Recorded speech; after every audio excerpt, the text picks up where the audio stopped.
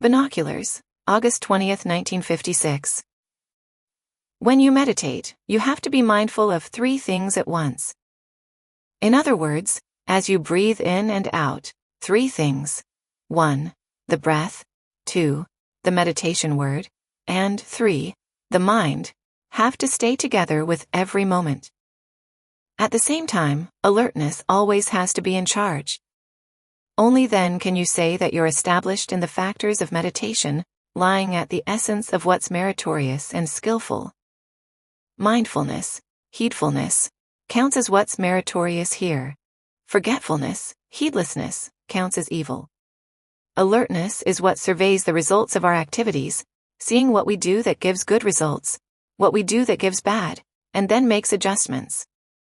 For example, if the breath isn't yet comfortable, we move the mind to a new spot or change the way we're breathing. It's like changing the place where we sit. If where we're sitting isn't comfortable, we have to get up and find a new place to sit down. Once we've found a comfortable place to sit, we have to keep it going as long as we can. We don't have to change seats anymore. When mindfulness stays with the breath, it's called anapanasati. When it's immersed in the body, it's called kayagata. When mindfulness stays with the body and mind at all times, it's called developing our meditation theme, kamathana, as when we sit here meditating. We're doing our work, i.e., our work on our meditation theme. Mindfulness is the cause. If we focus our attention on working with the mind, we'll get lots of results on the level of the mind. If we focus on working with the body, we'll get lots of results on the level of the body. The results that come from developing our meditation theme are 1. We calm down the evil qualities of the mind, and 2. We calm down the physical properties of the body. The mind will be wide open and free, like the ocean when it's free of waves. The wind is still, the water smooth, and the air is clear. When this is the case, we can see all kinds of far distant things. This way we get to know the affairs of the body. On the lowest level, we come to know the body in the present. We understand what's going on with the properties of earth, water, fire, and wind, both in their important parts and in their unimportant parts. The important parts are the ones that stay in the body. The unimportant parts are the ones that come and go, forming a bridge between the properties inside the body and those outside. In terms of the wind property, we'll see how many types of breath energy stay in the body, and how many types of breath come in and out. We'll see which parts of the earth, water, fire, and space properties stay in the body, and which parts come and go. The same holds true with the property of consciousness. For instance, when our eyes don't see clearly, what's wrong with the property of eye consciousness? We'll be able to see all the ways in which it changes, as well as all the changes in the properties of ear, nose, tongue, body, and intellect consciousness. We'll have mindfulness and alertness constantly in charge. Mindfulness and alertness are like binoculars for seeing great distances. The mind is like the binoculars' owner. If the properties in the body aren't at normalcy, if they aren't smooth and calm, then no matter how fantastic our binoculars, we won't be able to see anything. For example, when the Buddha surveyed the beings of the world, he'd wait until the world was quiet and still. The last watch of the night before dawn, when the minds of human beings were quiet, still, and asleep. That's when he'd use his special binoculars to survey all that was going on in the world. When the mind is calm, it's like an ocean that's calm. The wind is still, the boat isn't rocking, the water is clear, and the air wide open. As we keep training the mind, it keeps getting more and more mature, more tempered and sharp, able to cut right through anything at all. Like a knife that we always keep sharpening, there's no way it can't become sharp. So we should keep at the practice in the same way we sharpen a knife. If any part of the body or mind isn't in good shape, we keep adjusting it until we get good results. When good results arise, we'll be in a state of right concentration. The mind will be firmly established in the present, in a state of singleness of preoccupation. We'll gain power both in body and in mind. Power in body means that wherever there are pains, we can adjust the properties of earth, water, fire, and wind to give rise to a sense of comfort. in the same way we trim a tree. If any branches are broken or rotten, we cut them away and graft on new branches. If the new ones break, we graft on more new ones. We keep doing this until the tree is healthy and strong. When we work at the mind in this way, the 4 bases for success arise in full strength. And as the Buddha said, whoever develops the bases for success will live long. In other words, Shanda, we're content with our work. Virya, we stick with our work and don't get discouraged or give up. Chitta, we focus our full attention on nothing but our work. Vimamsa, we're circumspect in the mind, circumspect in the causes and results of what we're doing. All 4 of these qualities are bases or steps to the path. They're the cause for developing power in body and power in mind, all the way to the knowledge of the ending of mental fermentations, and on into Nibbana. What I've said so far is meant to give us all a sense of how to develop mindfulness and alertness as our own special binoculars for surveying events in terms of the world and of the Dhamma. So you should train your mind to stay firm and upright in the factors of our meditation, riding herd on it so that it will stay with the body in the present. Regardless of how much you can remember of what I've said, you should set your mind on practicing at all times. Don't abandon the practice, or do it in fits and starts, for that will prevent you from reaching any kind of success. Think of yourself as a supervisor, constantly keeping an eye on the body and mind. When you do this, your workers, the properties of earth, water, fire, and wind, won't dare shirk their jobs or be slack in their work. Each will have to fulfill its responsibilities to the full. In this way, you'll come to succeed in your work in every way. At the same time, once you've developed your special binoculars, your eyesight will go further than that of ordinary people. In this way, you'll be able to keep yourself protected on all sides. You'll escape from dangers and meet with happiness and fulfillment in every way. The Electric Heart. October 22, 1958. The currents of the heart are fast, erratic, and don't take on any shape that can appear to the eye. The currents of sound and smell can be measured in terms of numbers, 1, 2, 3, 4, etc. But the currents of the mind can't be measured at all. And it's the nature of fast things that they be subtle as well. That's why the currents of the mind are impossible for anyone who's not really interested in researching them to see. Some people even maintain that there is no mind in any individual, that all we have is a body, like trees. When we die, there's nothing left, nothing to take rebirth. There's only the properties of earth, water, wind, and fire. It's the nature of really fast-moving things that we can't see them, what they are, what their shape or characteristics are. For example, when we ride in a car or a boat passing another one coming in the opposite direction at top speed, we can't see the faces of the people riding in the other car or boat well enough to recognize who they are. Or suppose that 2 people run past each other at high speed. They won't be able to see each other's faces. Some birds fly through the air so quickly that we can't even see them. All we can hear is the whoosh going past in the air. The currents of the mind that flash out of the body are the same sort of thing. The Buddha discovered that the human mind is something powerful, stronger and more numinous than anything else there is. But because the mind spins so fast, we can't see it. If we want to see it, we have to get it to spin more slowly. As it spins more and more slowly, we can get it to stop. When it stops, we'll realize that the mind is something true, something that doesn't die. At the same time, it's cool. When it hasn't yet stopped, it's hot. The heat comes from the spinning. When it spins really fast, it can generate the electricity of passion, aversion, and delusion. As we generate these 3 kinds of electricity within ourselves, the mind will go running out the 6 wires, the nerves of the eyes, ears, nose, tongue, body, and mind. If any of these wires get shorted, they can set our home, our town on fire. When these currents flare up in the mind, they can wear out the nerves of our eyes, ears, nose, tongue, and body, so that they start sending us the wrong information and make us misunderstand things. If we go around with exposed wires and meet up with someone else whose wires are exposed, we're going to get shorted, and both of us will be devastated. It's bad enough that both of us are generating electricity. To make things worse, we go ahead and put our hands right on each other's exposed wires. When this happens, we'll get electrocuted. The danger of exposed wires is that their current sucks us in. When we connect, the heat builds up and explodes into fire. The spinning of the mind builds up heat in the properties of the body, and when the properties get unbalanced like this, they can give rise to pain and illness. When the mind spins in this way, it darkens everything.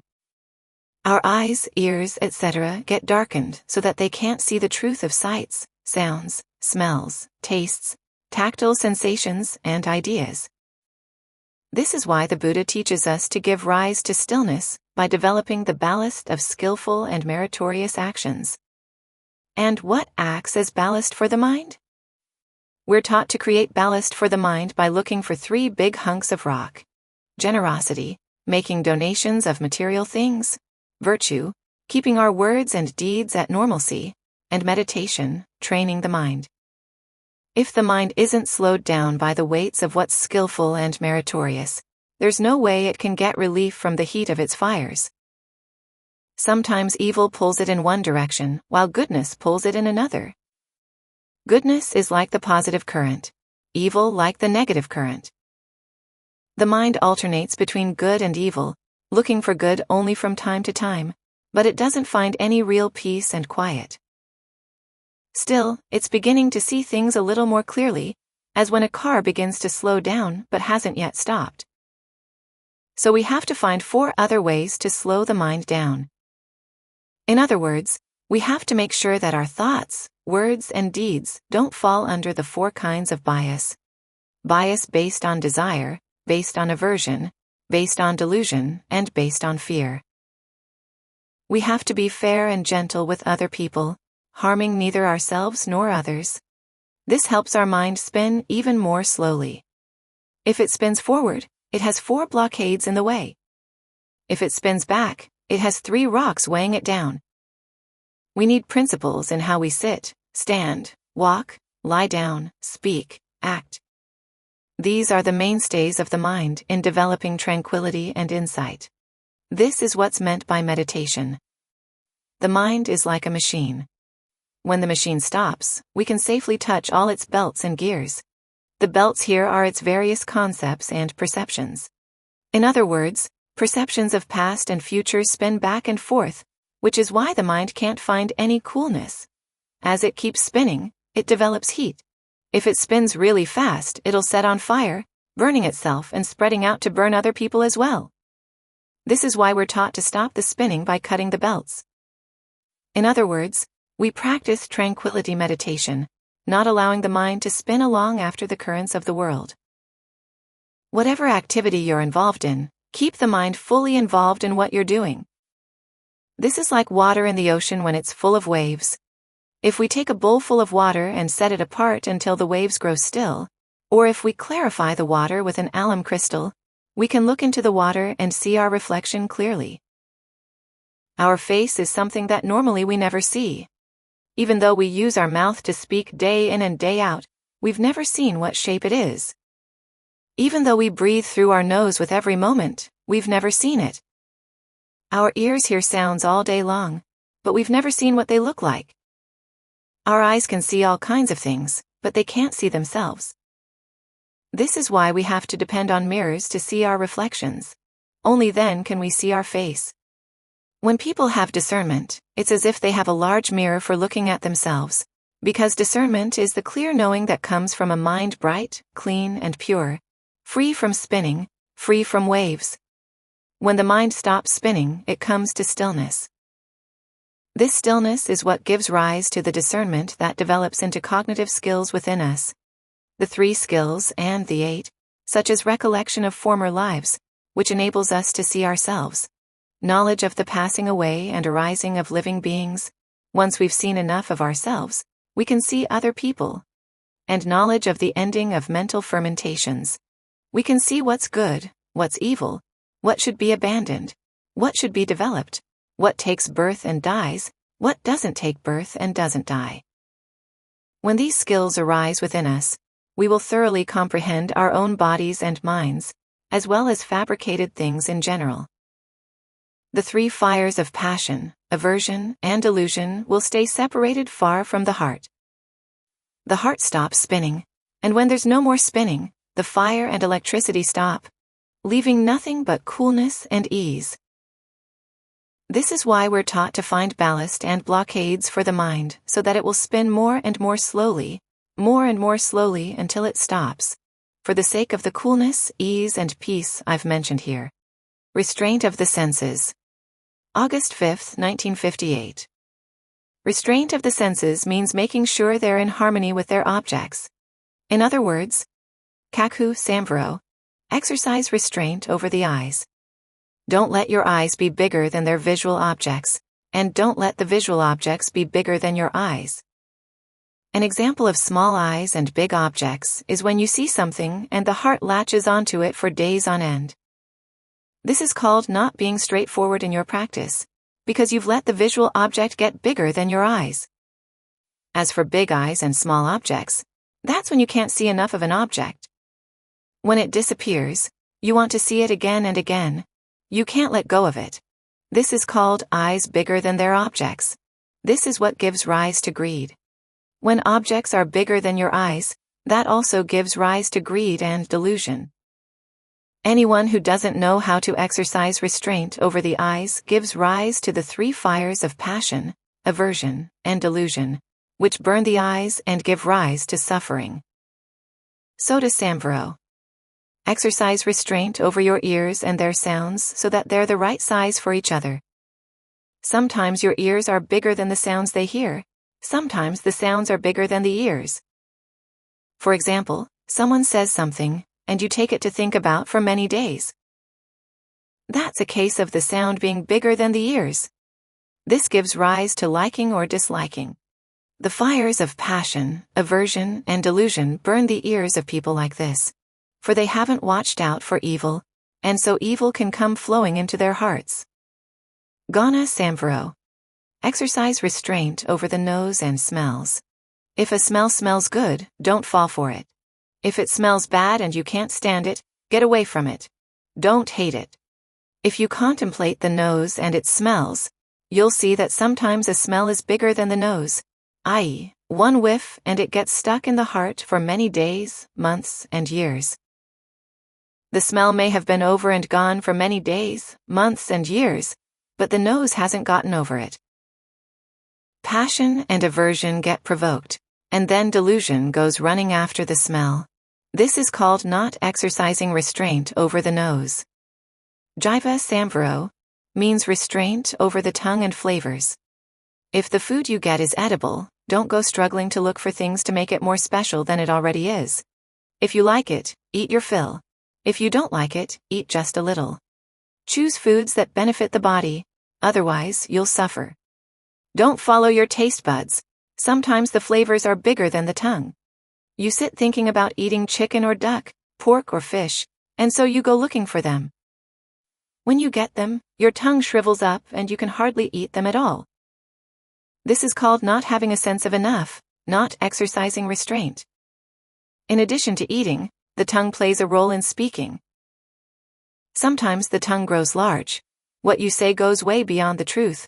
You speak without stopping and it's all nonsense. Other times the topic is big but the tongue grows small. There's a lot to be explained, but you hem and haw so that no one can understand the truth.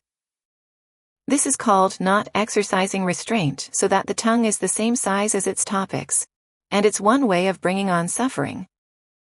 Ṭhānissaro means restraint over the body and tactile sensations. Sometimes they feel comfortable together, sometimes they don't.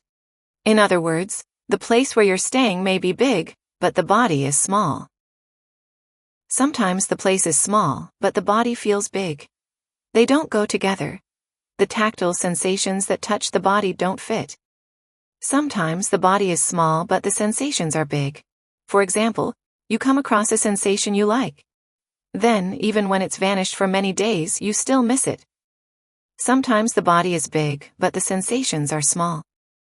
For example, you don't feel comfortable wherever you sit or lie down, for the whole world seems narrow and confining.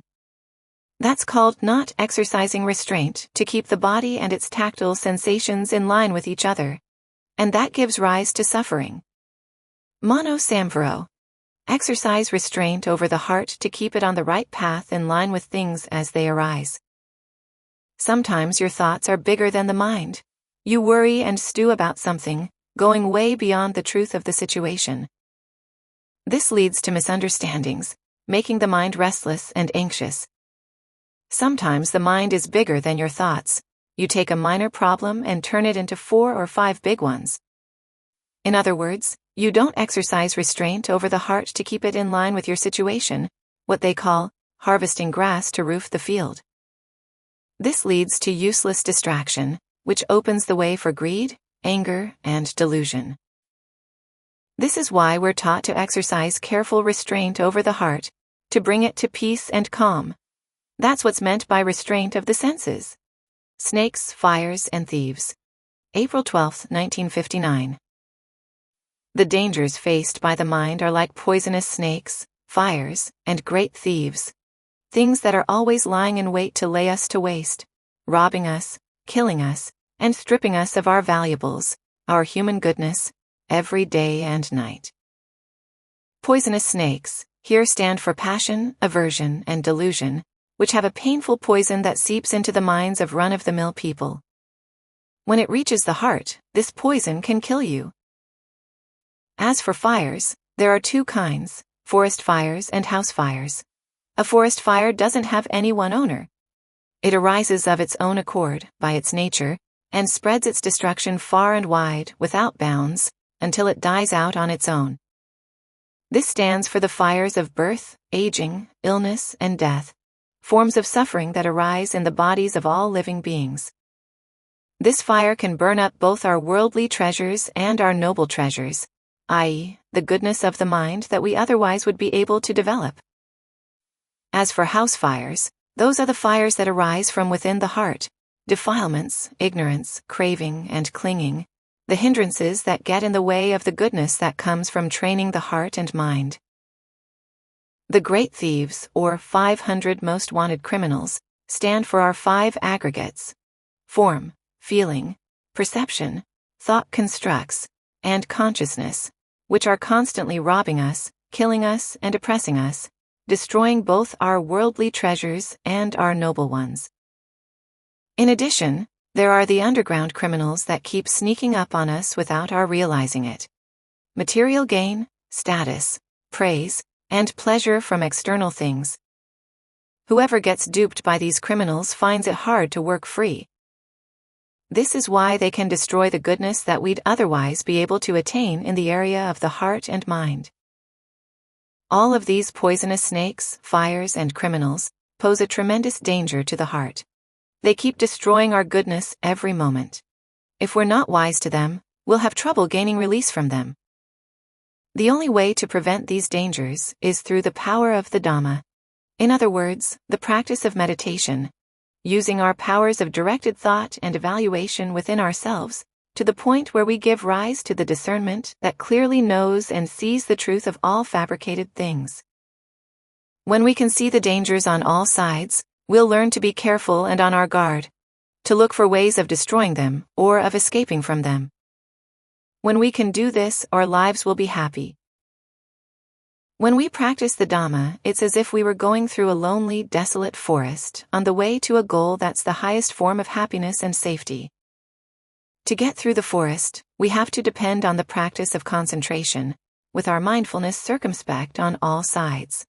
We can't be heedless or complacent. We must make the effort to cut away all the concepts and preoccupations that come in to destroy the goodness of the mind. When we know that there are poisonous snakes, fires, and the 500 most wanted criminals lying in wait for us along our way, we have to be mindful, alert, and wakeful at all times, and to get good weapons ready so that we can fight them off. At the same time, we need provisions to help us on our way. In other words, the factors of jhana. Directed thought is what focuses the mind on what it wants to know. Evaluation is what kills off the hindrances. These 2 qualities are like fixing dinner. But if we have only these 2 qualities, It's as if we've prepared our dinner but don't yet know the flavor of the different kinds of food we have. If we can still the mind until it's one with its object, that's like eating and swallowing our food. That's when we'll know its flavor and be able to gain a sense of fullness and nourishment from it. In other words, a sense of rapture, pleasure, and singleness of preoccupation. The heart will then be able to gain full strength, just like the body when it's had a nourishing meal. Outer food is what nourishes the body and gives it strength. When the body has strength, we can walk or run anywhere we want. Whatever we want to do, we'll have the strength to succeed. As for inner food, the Dhamma, that's what nourishes the heart and mind.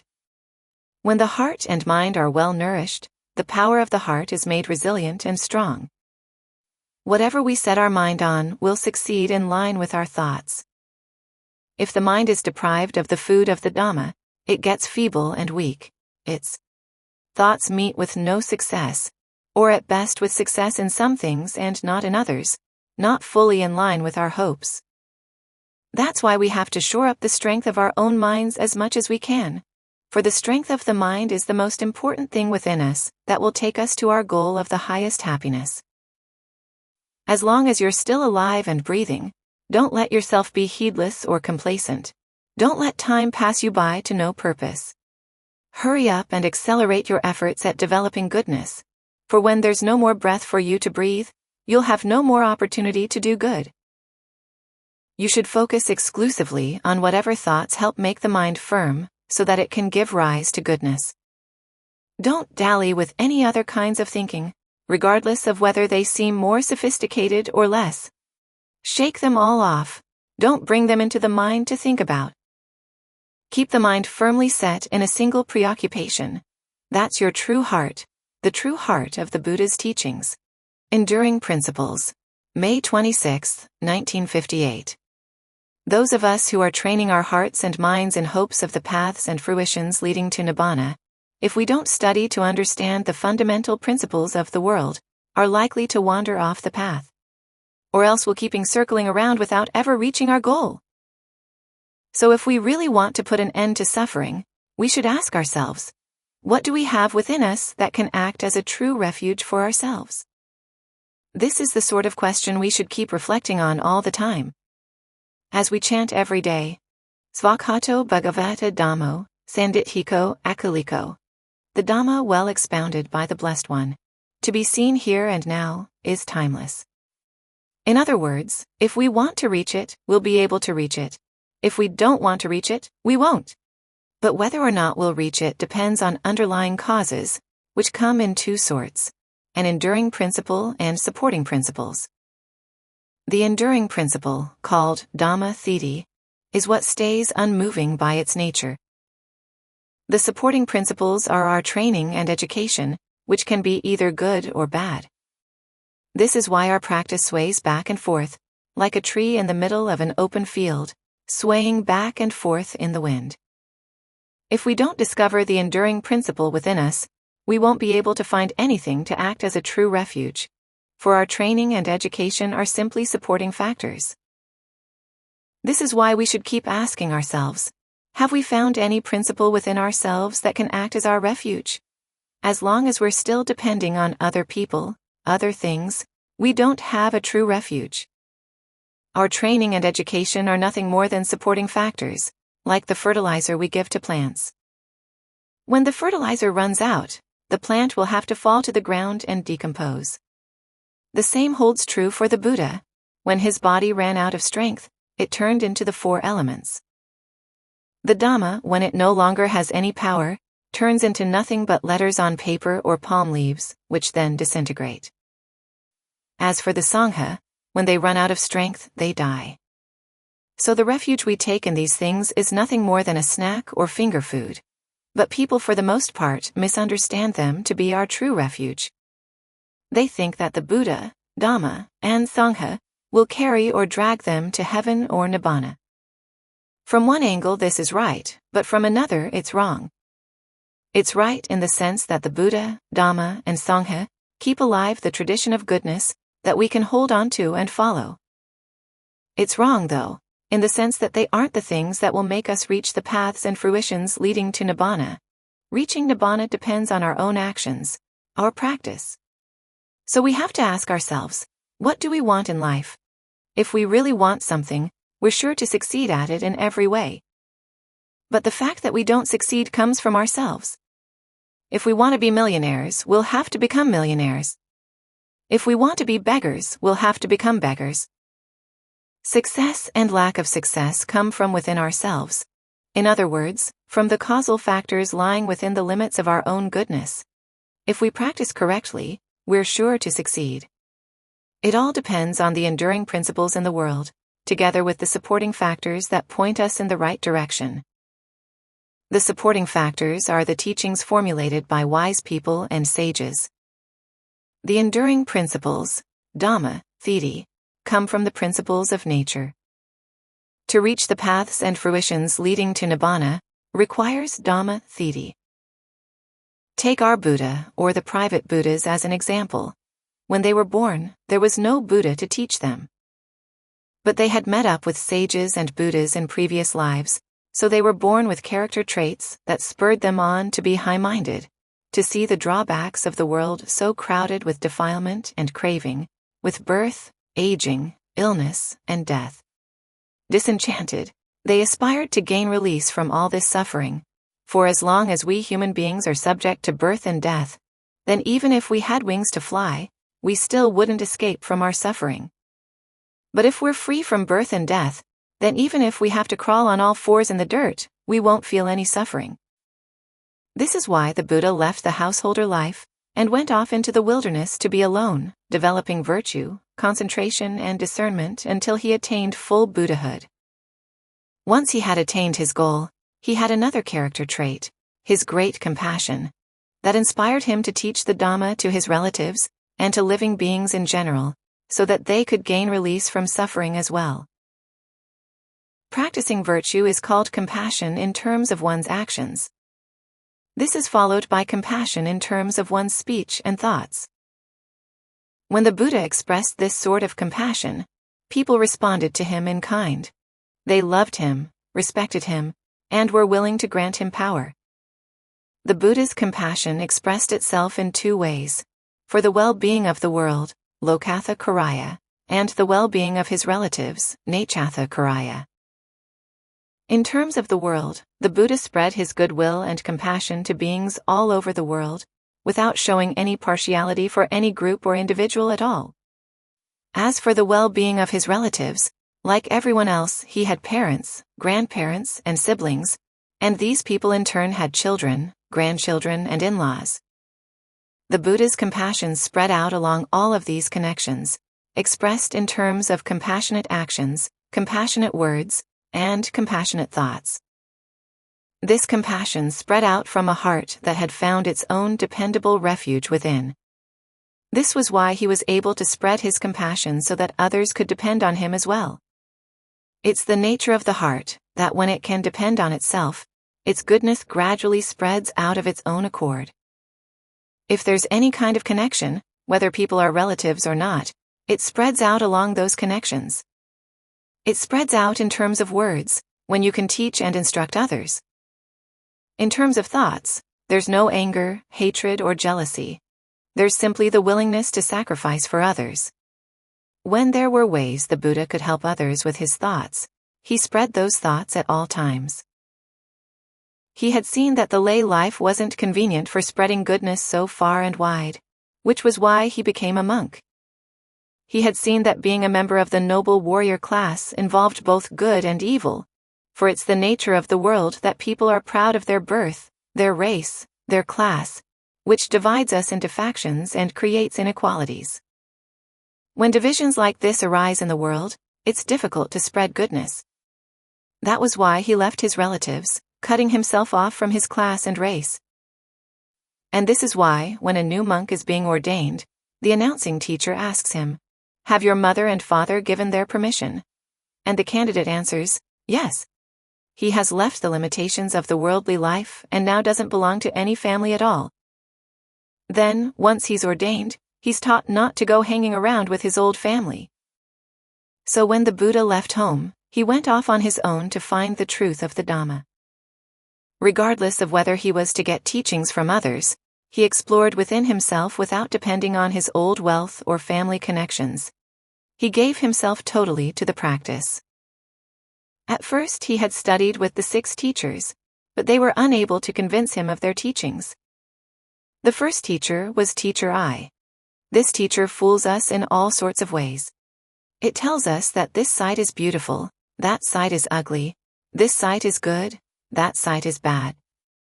It whispers to the heart, causing us to trip and fall, because we don't see things in terms of their basic principles, that all sights are the same. Whether they're birds, rats, people, animals, trees, vines, whatever, they differ only in terms of their features. Their basic condition is the same. They arise, decay, and then disappear in line with the principles of nature. The second teacher was Teacher Ear. At first there are 2 of these teachers, but then they turn into 4, which gets things even more confusing. In other words, the left ear hears good sounds and bad sounds. The right ear hears good sounds and bad sounds, all of which gives rise to distorted perceptions. We imagine good things to be bad, and bad things to be good, true things to be false, and false things to be true. So Teacher Ear is another teacher who fools us. The Buddha thus left both Teacher Eye and Teacher Ear to study with Teacher Nose. At first this teacher has 2 nostrils, but then they split into 4. Sometimes it likes good smells, sometimes it doesn't like good smells and likes bad smells instead. Then it goes whispering to the heart to make it misunderstand things. If we could take a photo of the mind, we'd see that the eyes are big and bulging, the ears are set out like huge sails, while the nose is wide, wide open. When the Buddha saw that he had no use for these 3 teachers, he went on to study with Teacher Tongue. This teacher, the mouth, is even more of a turmoil. If it were part of the army, it'd be called a multitask force. On the one hand, it eats food. On the other, it says all kinds of things. Sometimes it likes to say good things, sometimes bad things. Sometimes it doesn't like to say good things, and prefers to say bad things instead. One little tongue, but it too splits into 4. When it's not speaking, it eats. Sometimes that person gets to eat, this person doesn't get to eat.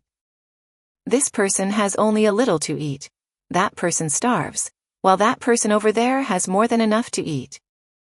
The dangers that come from these affairs block the paths and fruitions leading to Nibbana. So the Buddha moved on to study with the 5th teacher, Teacher Body. This teacher is made up of the 6 elements, but as soon as the elements get unbalanced, it gets feverish or chilled, weak or stiff. As it meets up with friction, it wears out. As for the 6th teacher, that's Teacher Mind. This teacher thinks and worries, deluding itself in all sorts of ways. Suppose, for instance, that we're leaving the house to come to the monastery. As soon as we've left the door, it starts deceiving us. What a pain! It's so far to walk. A waste of time. The sun is hot. When we get to the monastery and start sitting in meditation, it starts deceiving us again. We've been sitting too long. I'm tired. My legs hurt. They're numb. My back is stiff. Then it squeezes our legs, squeezes our arms, beats our back, pokes our stomach, giving us heartburn or a stomachache. When we're whipped and beaten like this, we eventually give in. Sometimes it comes whispering, "Why don't you stop? Time's almost up. Open your eyes." So we leave meditation, raise our hands in respect, and bow down to the Buddha, and that's it. If we're weak by nature, we fall for it. This is why the Buddha left all of these 6 teachers, closed his eyes, closed his ears, nose, tongue, body, and mind, not letting his heart go running after sights, sounds, smells, tastes, tactile sensations, or ideas. He closed off his senses to escape from these things, leaving only the door of the mind, which he focused on goodness. When this was the case, he didn't concern himself with any of the senses. He went to sit cross-legged under the Bodhi tree on the full moon day in May, and gave rise to discernment within himself. gathering all his thoughts so that they were right. He didn't let them associate with anything outside of the Dhamma. He began meditating, cutting off all connection to the past and future, cutting all connection to the nerves of the eyes, ears, nose, tongue, body, and mind. He focused on the breath, making it more and more refined, to the point where the condition of the body disappeared, leaving just the qualities of the 6 elements. Seeing, for example, how the breath actually moves, how it stops. This is called Buddha Vijja, the skill of the awakened ones. This skill sees things in terms, not of their characteristics, but in terms of their basic qualities. Inconstancy is a characteristic. Stress and not self, burdensomeness, what can't be controlled, are all characteristics. Basic qualities, though, are neutral and constant. Inconstancy is on the level of characteristics. To make an analogy, the mouth can't turn into the nose. That's an affair of basic qualities. If things could change like that, we wouldn't be able to live. For example, if tonight our ears changed into eyes, or our leg became an arm, or our nose became a mouth, if this happened, everything would break out into chaos. If we see things only in terms of their characteristics, that's the knowledge of the 6 teachers. Change of lineage knowledge, though, sees from both sides, both as characteristics and as basic qualities. To make another analogy, our leg, ever since we were 2, has been a leg. It'll still be a leg when we're 80, in line with its basic quality. This is constancy. Whatever it's been, that's what it'll continue to be until we die. Whoever doesn't see through to basic qualities like this will get dragged off by the 6 teachers. This is why the Buddha left the 6 teachers, to study the skill of the awakened ones, to see both what it is that changes and what it is that doesn't. Whoever sees both sides, the side of inconstancy and the side of constancy, without getting stuck on either side, that's change of lineage knowledge, knowing the principles of the world and the basic quality of the Dhamma. This is why the Buddha taught, Sab Sankhara Anicca, Sab Dhamma Anatta. All conditioned things are inconstant. All phenomena are not self. Regardless of whether people might say, constant or inconstant, stress or bliss. There is a self or there is no self. The Buddha could remain unswayed. This is called atahi atano natho. Those who can give rise to this knowledge and skill within themselves can truly depend on themselves.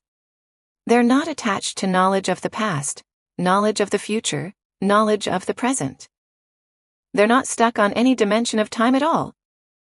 They can let go of conventions, formulated teachings, formulated ultimate truths. They can let go within themselves alone, know within themselves alone. This is called truly depending on yourself. When you reach this point, your training for the sake of the paths and fruitions leading to Nibbana will have to succeed in line with your aims. There won't be any wandering astray. And that's enough for now. Merit. July 5, 1959. The world is a place where happiness is hard to find. Whichever direction you look, there's nothing but pain, trouble, and turmoil. If we could escape and go live someplace else, hardly anybody would be left staying here. The world would fall vacant, without anyone living here at all. But because we're stymied and can't find a way out, we have to put up with living here in agony and anguish.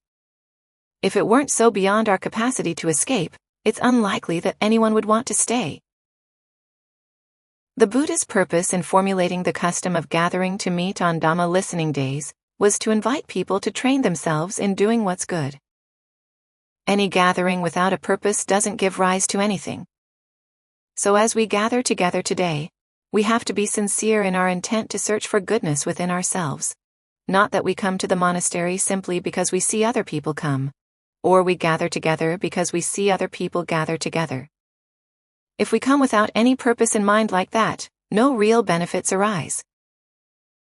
We've been interested in the affairs of the world ever since we were young, but some of us have become interested in the affairs of the Dhamma only now that we're old. Some people die before they make it to the monastery even once. you have to see that the time when you have the opportunity to do good has value. So when you listen to this Dhamma talk, don't just go through the motions of listening without any real purpose. You have to be genuinely intent on listening. Only then will your listening to the Dhamma give results. This is why the Buddha said, Kalina Dhamma Savanam etam Mangalam Uttamam. Periodically listening to the Dhamma is the highest blessing. What this means is that we'll get something of excellence embedded in our heart. The word world refers to the affairs of material things. The word Dhamma refers to the affairs of things that aren't material. The Dhamma is an affair of the heart and mind. The world is an affair of the body.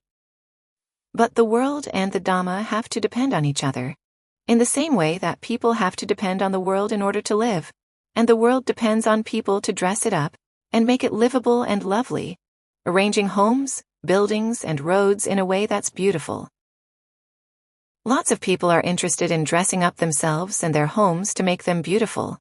But there are hardly any people interested in dressing up their minds, because the mind is something you can't see. But the fact is that the mind is the most important thing for any human being.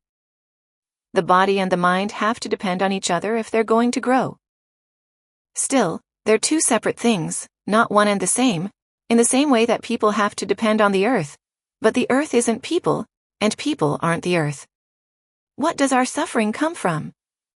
The Buddha discovered that if things are good, the mind is at ease. If they're not good, the mind isn't at ease. Whether the lives of people in the world are to be pleasant or painful depends on these two factors. So the question is, how can we make ourselves good so that we can be at our ease and not suffer in various ways? So what do we want? If you were to ask people this question, they'd be sure to answer, we want the best things, the cleanest things, and things that satisfy our desires. When the heart is satisfied, it will be happy and at ease. But happiness is of two sorts. The first sort is like rice that's cooked. The second sort is like the brightness of stars in the sky. So there's rice happy and star happy. The happiness of the world is rice happy. The happiness of the Dhamma is star happy. The heart is like an innocent child that puts things that aren't really food into its mouth, and so it suffers. We all want happiness, but we keep putting suffering into ourselves without realizing what we're doing. That's because there are those two kinds of happiness. Star happy is bright and flavorful, with a high level of nourishment that's cooling to the heart. Rice happy has flavor for the body, but it doesn't have any brightness, i.e., no real happiness for the heart. The happiness of the heart has a flavor that's cool and soothing, because it can depend on the Dhamma to solve its problems and keep it in good repair. If the mind isn't pervaded by the Dhamma, it has no real happiness. So we have to make the heart gleaming like the stars and bright like the moon.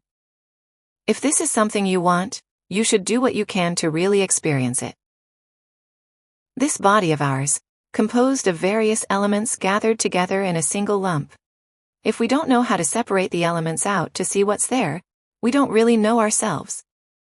It's as if someone were to hand us a piece of scrap metal. If we don't take it and separate out the various metals to see what's mixed in it, tin or copper or whatever, it won't have any value for us, and we'll have to sell it cheap.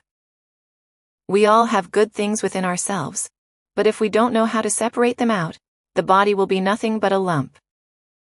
We'll look after it until it dies in the same way that we'd lie around hugging a piece of metal or a piece of rock without knowing what to do with it.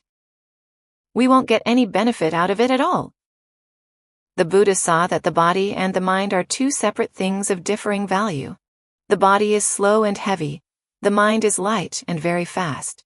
For example, if you think of going to Bangkok, the mind immediately zooms to Bangkok. It could go there who knows how many times in a day. But with the body, if you simply want it to go, it'll never get there. And it's even worse when you're old. Each step can wear you out. So the speed of the body and mind are different in this way. That's why the Buddha said that the mind is the fastest thing in the world, and it's the most important thing in the body. We have to study it so that we're fully acquainted with it. Otherwise, we won't be able to meet with happiness.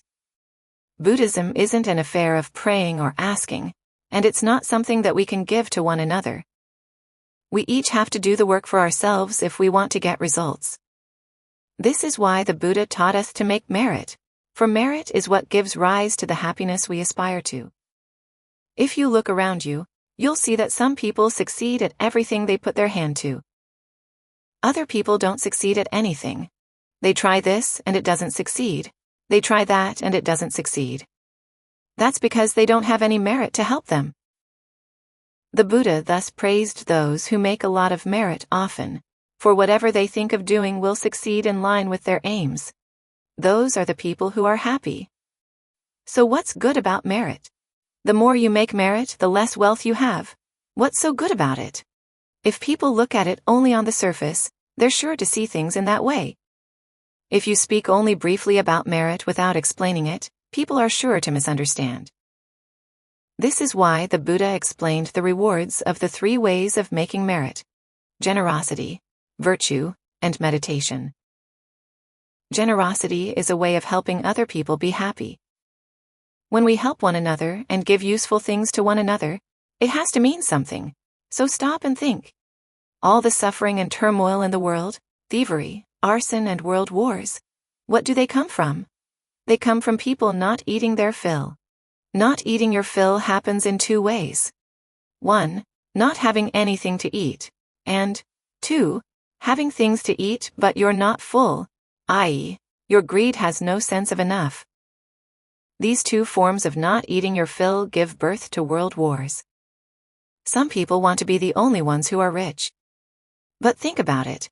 If there were only 10 really rich people and 20 million people with nothing to eat, the 20 million are sure to gang up on the 10. Once the 20 million gain power, they're going to force the 10 of you to eat nothing but watery rice porridge and to sleep on the ground. This is why the Buddha taught us to be generous, to share food with one another. Don't be stingy and selfish. If we were to share things with one another all over the world, there probably wouldn't be any turmoil. When people have enough to eat, they quiet down. And not just people. The same is true of animals, like dogs. Once they have enough to eat, they lie down still.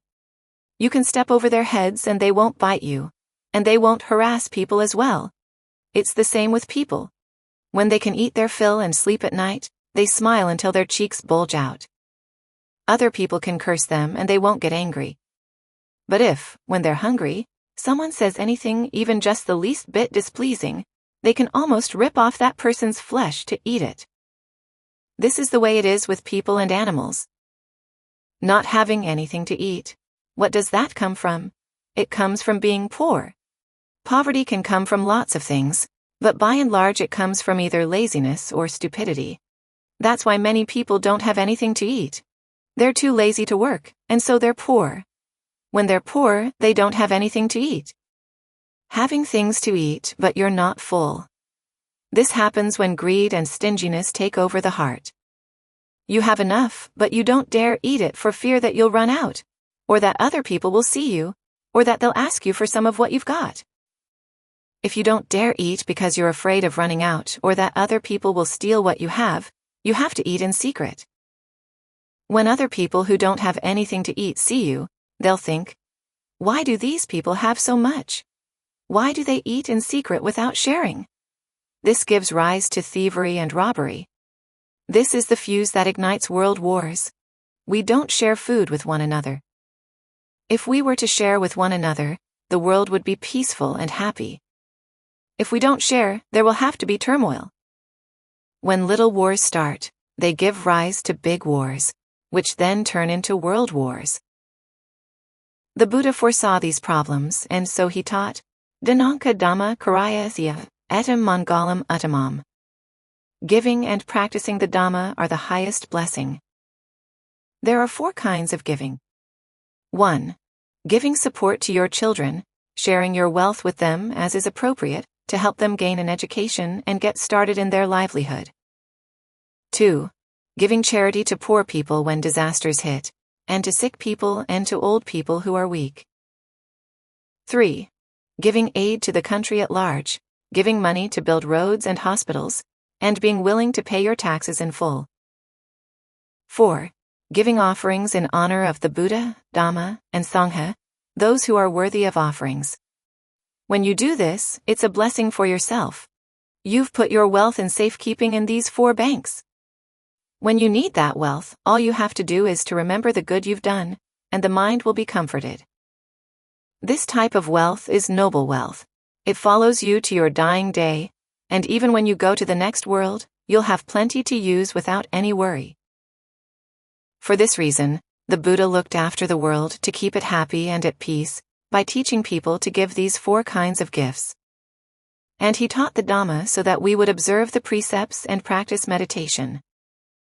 He taught us, don't stay stuck in the pleasures of the world, being able to lie down and sleep, and eating your fill, because being full in this way doesn't stay full for long and isn't really full. If you're full today, you'll be hungry again tomorrow. If you're full tomorrow, you'll be hungry again the next day. You have to suffer in running around always looking for things to eat. As for the pleasure in lying down, there's nothing reliable about it. Try lying down for 3 days and see what it's like. Your back will get so stiff that you won't be able to get up. You'll have to find someone to massage you and rub you down with oil. What you thought would be pleasant ends up giving you pain.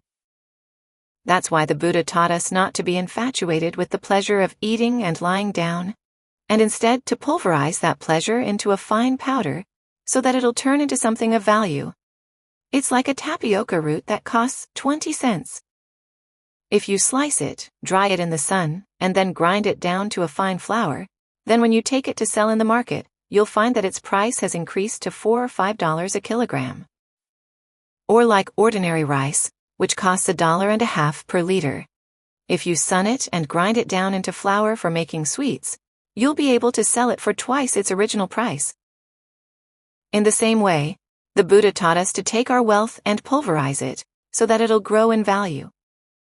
In other words, he has us use our discernment to see that wealth is simply common property of the world, and that we can gain value from it by giving material support and offerings to others, so that we'll then be generous to others.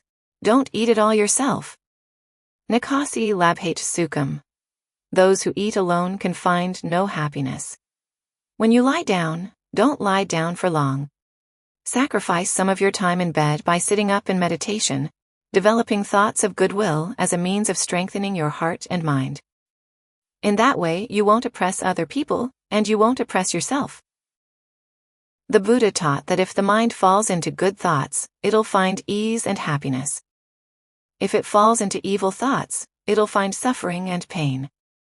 You can prove this to yourself. When you go back home, trying thinking of something long and difficult, and see how you feel. Your head will immediately start itching and aching. Or else think about someone you really hate, someone who's been your enemy or has abused and oppressed you in various ways. Your heart won't feel happy at all. This is thinking about things that aren't good. As for things that are good, you can try that as well. For example, think about what would happen if someone told you a number that'll win the first prize in the lottery for sure, and that you'd be able to make merit in a huge way. If the lottery then comes out with exactly that number, not a single digit off, and you have $500,000 in your hand, what would you want? When you think like this, you could sit there just smiling to yourself. You could close your door and lie there smiling to yourself. This is why the Buddha taught us to think only of things that are good, like thinking, Buddho, Buddho. The mind will be at its ease, blooming and bright, without any sorrow. When the mind thinks about things that are meritorious, it's like eating food that has flavor and nourishment. If you sit here thinking about all the money you've lent to other people, it's not anything good, because some people, when the time comes, won't pay their interest. You have to confront them before they'll be willing to pay. Some people won't even pay then. They'll cheat you out of both the interest and the capital. When you think about this, it pains your heart. So think about something better than that. Tell yourself, I'm going to work solely on the mind. I won't get involved in affairs of the eyes, ears, etc. at all. When the mind has nothing disturbing it, it'll give rise to purity. It'll brighten up and be star happy. Don't let it be rice porridge happy, i.e. you put it in a plate, leave it there for 6 hours, and come back to find that it's spoiled. No matter how amazing the good things of the world, that goodness doesn't last. it'll have to part ways with us. It's not like happiness in the Dhamma, i.e., when the heart is happy. That kind of happiness stays with us at all times. No matter where we go, it'll follow us there. For this reason, you should try to bring your mind to right concentration with insight in your heart. You'll be at your ease. Whether you're rich or poor, you won't care. You won't be interested in the affairs of the world at all. When you practice the Dhamma, you have to practice in line with the actual Dhamma. It's the same as when you want to ride on an ox or in a car. Don't ride the shadow of the ox or the shadow of the car. Only if you ride the actual ox or car will you gain any comfort and actually get to your goal. The externals of merit are like the shadow of the ox or the shadow of the car. If you don't train your mind, you'll never get to reach actual merit. You'll land either on its head or on its tail, and the ox may kick you or stab you with its horns, as happened in a story I'll tell you. One day at the beginning of the Rains retreat, a husband and wife decided to give a gift to the Sangha, for they saw that it would gain them a lot of merit. That night, they prepared all the food and other things they would give to the Sangha, and both of them felt joyful and happy. The next morning, the two monks who were to receive their gift arrived at the house. The husband's name was Mayu, and the wife's name was Ma. Both of them brought trays of food and placed them in front of the monks. The monks had ordained when they were old, and neither of them knew how to chant the precepts. So when Mayu and Ma asked for the precepts, the elder monk fidgeted around a bit, and then gave the 5th precept, against drinking, first. He had heard that drinking was a really big sin, and just as a tree is big at its base, he decided that the big precept should come first, so that's how he chanted it.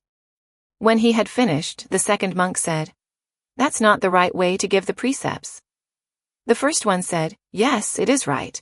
The second one said, "No, it's wrong."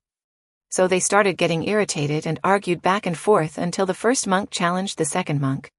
Which part of a boat comes first? Which part of a carrying pole comes first? Which part of a person comes first?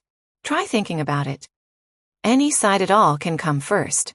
When a person walks, the toes come first. When he crawls, the thumbs and knees come first. It's the same with boats and carrying poles. Whichever direction you're headed, front or back, that's the part that comes first. So there's nothing wrong with giving the 5th precept first.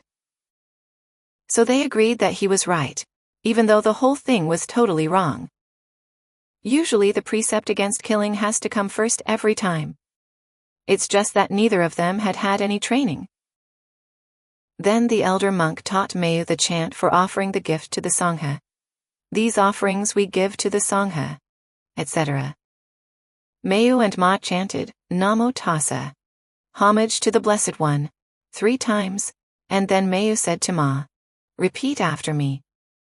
So he started with the first word in the chant, Imani, which means these in Pali, but this bitch Ma here in Thai.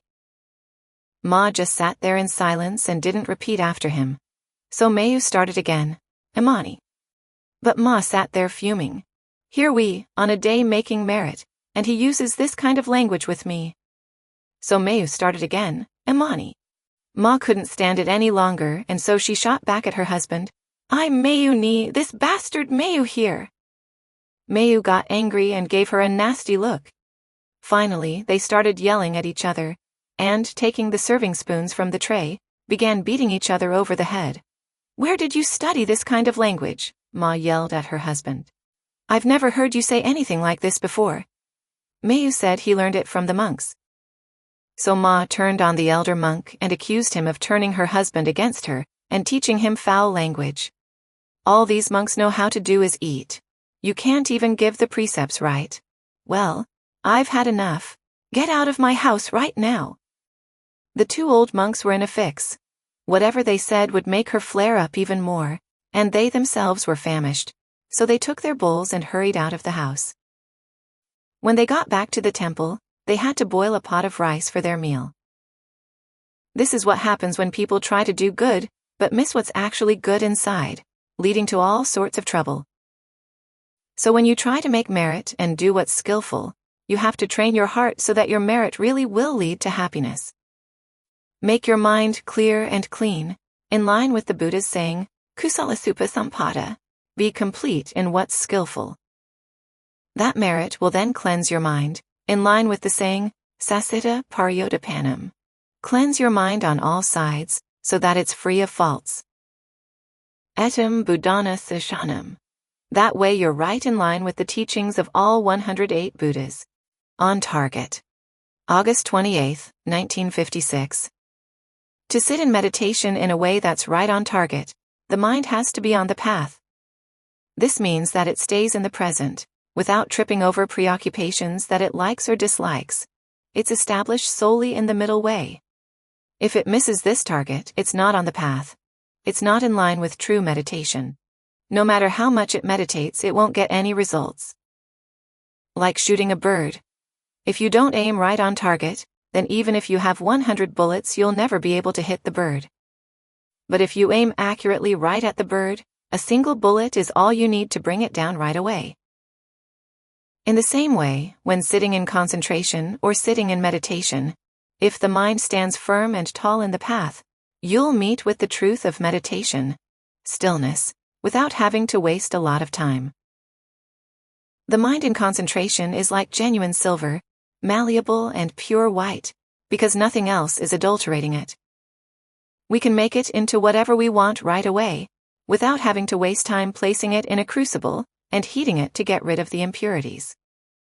The mind not in concentration is like imitation or adulterated silver, hard, brittle, and black, because it's mixed with copper or lead.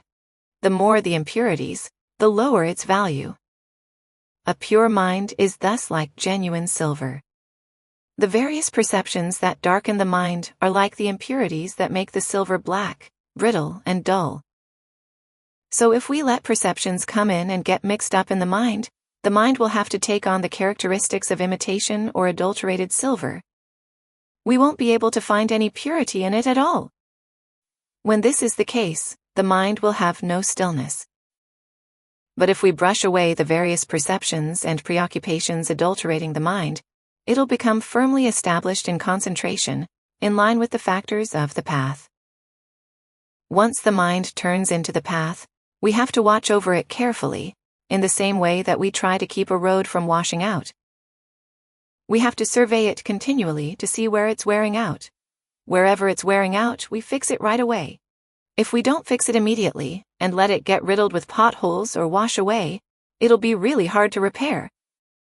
When the mind is following the path, any hindrances that interfere are a break in the road. If we let it go like that and don't hurry up to repair it, the break will get wider and deeper until the road turns into an ordinary piece of ground. So while you're trying to develop the path, if you let yourself be forgetful, if you let your mindfulness lapse, letting distractions into the mind, the state of mind that forms the path will immediately be destroyed. Your meditation will be spoiled. Your concentration will be spoiled. The mind will return to its ordinary state and won't be able to find the path to genuine goodness. Being forgetful while you meditate can happen in 3 ways. The first is by bringing inside things out to think about. In other words, you grab hold of any lights or visions that may appear, and in this way your path washes out. The second way is by bringing outside things in to think about, i.e., abandoning your meditation object.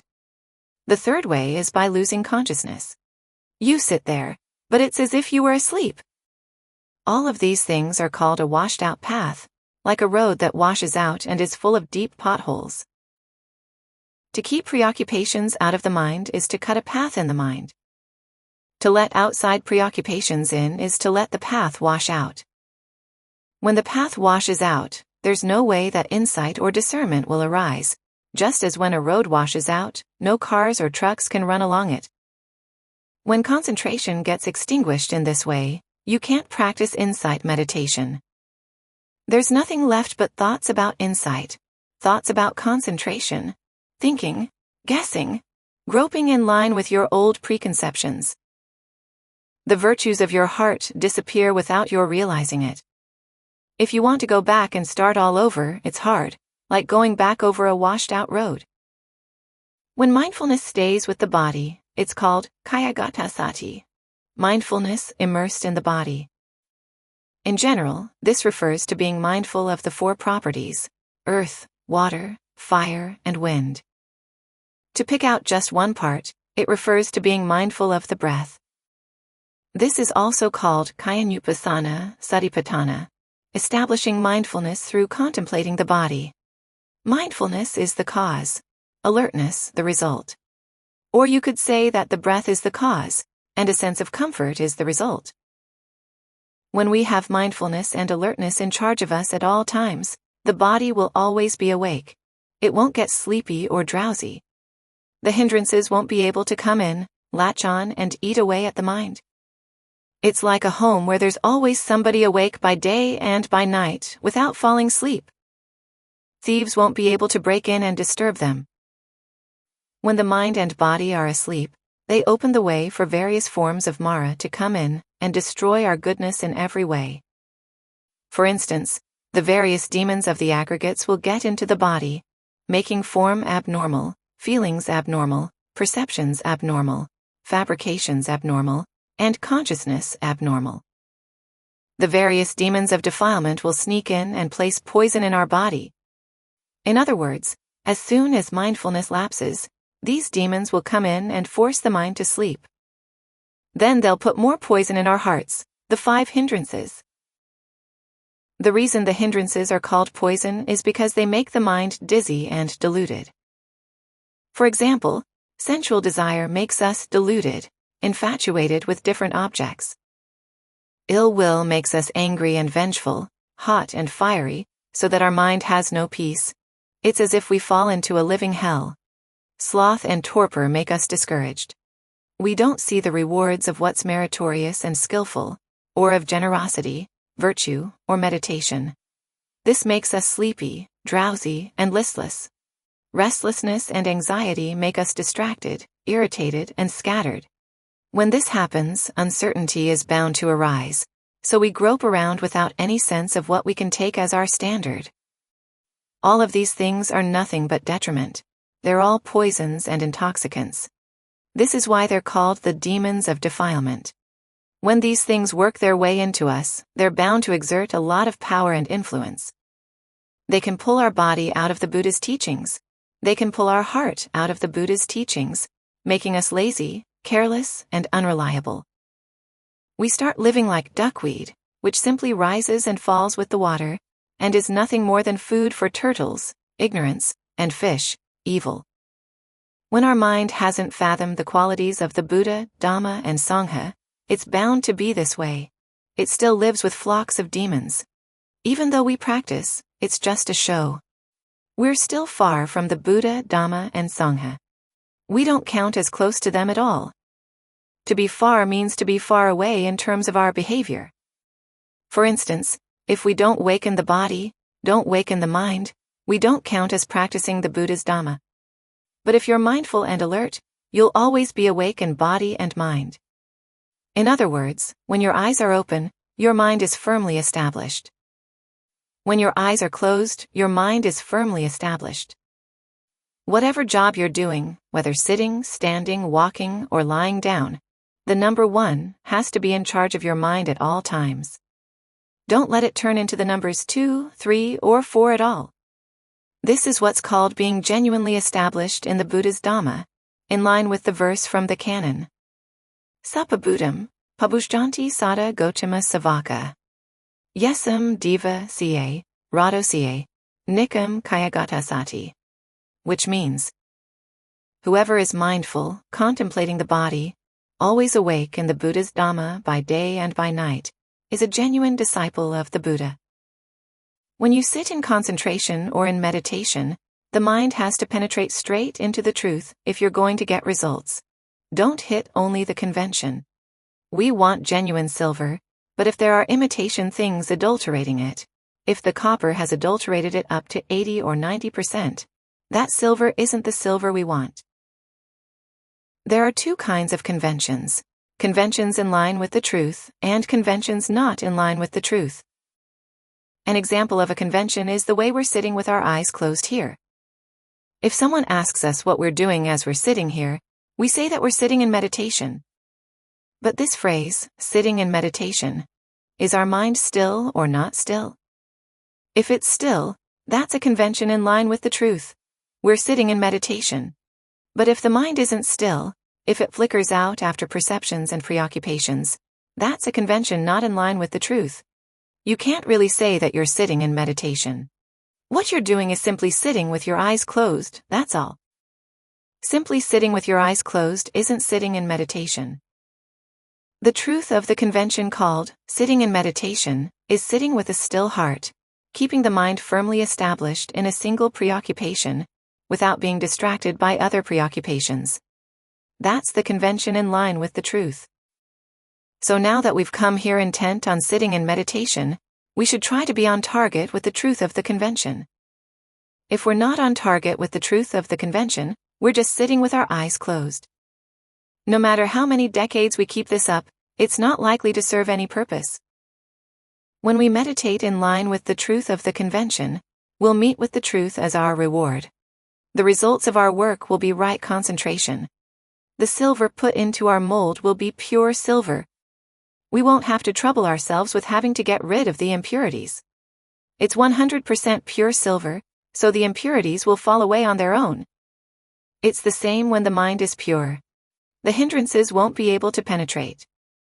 Whatever work we do, no matter what, will be right action, clean and pure. Our words will be right speech, pure speech. Whatever we say, people will trust us.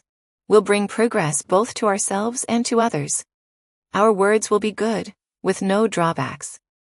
When this is the case, our livelihood will advance in the right direction. Right livelihood. If the mind lacks a foundation in concentration, it's like adulterated silver. If the adulterations are many, the silver will be black and brittle. Whatever shape you try to hammer it into, it'll all break. It's useless. It isn't malleable. But if your mind is firmly established in concentration, it's like genuine silver without any adulterations.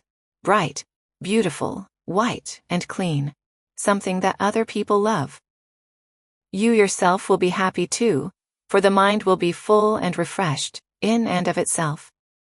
When you live with other people, they'll be refreshed as well. But if you're the type of person who's always suffering, then when you live with other people, you make them suffer too. Suffering arises from the adulterations of our not being true. If we meet up with the truth of the Dhamma, it's like finding a huge hunk of merit. And when we have an enormous hunk of merit in this way, we'll have more than enough to eat for life. The goodness buried in our heart and mind is like a hunk of mineral buried in rock. If the mineral is more than the rock, with the passage of time it might be able to turn the whole rock into diamond. But if the mineral is only a small part of the rock, it may be no match for the rock and the dirt. It may get turned into whichever part is more. If we have only a little bit of skillfulness and merit, it's bound to be no match for our evil and unskillfulness. With the passage of time, the mind will all flow back down to its evil ways, in the same way that some people, even though they're already 80 or 90 years old, have never been able to make anything of themselves in life. That's because whatever they gain, they use it all up without setting anything aside to invest in the future. If you make merit but then throw it away, when will you have enough to look after yourself? You'll have to be poor for life. If you have children and grandchildren, they'll have to be poor too, because they're born into a poor family. If we're rich in noble wealth, our children and grandchildren won't be poor. We'll have no difficulty if we keep on living, and no fear if we die. But if the good we do isn't enough for our own mouths and stomachs, if we don't have enough goodness to keep ourselves going, if we have nothing but evil to pass on to our children, we're compounding our evil on two levels. The evil of being evil ourselves, and the evil passing evil on to them. Table of Contents. The Art of Letting Go. August 17, 1956. When you sit and meditate, even if you don't gain any intuitive insights, make sure at least that you know this much. When the breath comes in, you know. When it goes out, you know. When it's long, you know. When it's short, you know. Whether it's pleasant or unpleasant, you know. If you can know this much, you're doing fine. As for the various perceptions and concepts, sana, that come into the mind, brush them away, whether they're good or bad, whether they deal with the past or the future. Don't let them interfere with what you're doing, and don't go chasing after them to straighten them out. When a thought of this sort comes passing in, simply let it go passing on. Keep your awareness unperturbed in the present. When we say that the mind goes here or there, it's not really the mind that goes. Only concepts go. Concepts are like shadows of the mind. If the body is still, how will its shadow move? The movement of the body is what causes the shadow to move, and when the shadow moves, how will you catch hold of it? Shadows are hard to catch, hard to shake off, hard to set still. The awareness that forms the present, that's the true mind. The awareness that goes chasing after concepts is just a shadow. Real awareness, knowing, stays in place. It doesn't stand, walk, come, or go. As for the mind, the awareness that doesn't act in any way coming or going, forward or back, it's quiet and unperturbed. And when the mind is thus its normal, even, undistracted self, i.e., when it doesn't have any shadows, we can rest peacefully. But if the mind is unstable and uncertain, it wavers. Concepts arise and go flashing out, and we go chasing after them, hoping to drag them back in. The chasing after them is where we go wrong. This is what we have to correct. Tell yourself, nothing is wrong with your mind. Just watch out for the shadows. You can't improve your shadow. Say your shadow is black. You can scrub it with soap till your dying day, and it'll still be black, because there's no substance to it. So it is with your concepts. You can't straighten them out, because they're just images, deceiving you. The Buddha thus taught that whoever isn't acquainted with the self, the body, the mind, and its shadows, is suffering from avijja, darkness, diluted knowledge. Whoever thinks the mind is the self is the mind is its concepts, whoever has things all mixed up like this, is lost like a person lost in the jungle. To be lost in the jungle brings countless hardships. There are wild beasts to worry about, problems in finding food to eat and a place to sleep. No matter which way you look, there's no way out. But if we're lost in the world, it's many times worse than being lost in the jungle, because we can't tell night from day. We have no chance to find any brightness because our minds are dark with avijja. The purpose of training the mind to be still is to simplify things. When things are simplified, we can see. The mind can settle down and rest. And when the mind has rested, it'll gradually become bright in and of itself and give rise to knowledge. But if we let things get complicated, if we let the mind get mixed up with sights, sounds, smells, tastes, tactile sensations, and ideas, that's darkness. Knowledge won't have a chance to arise.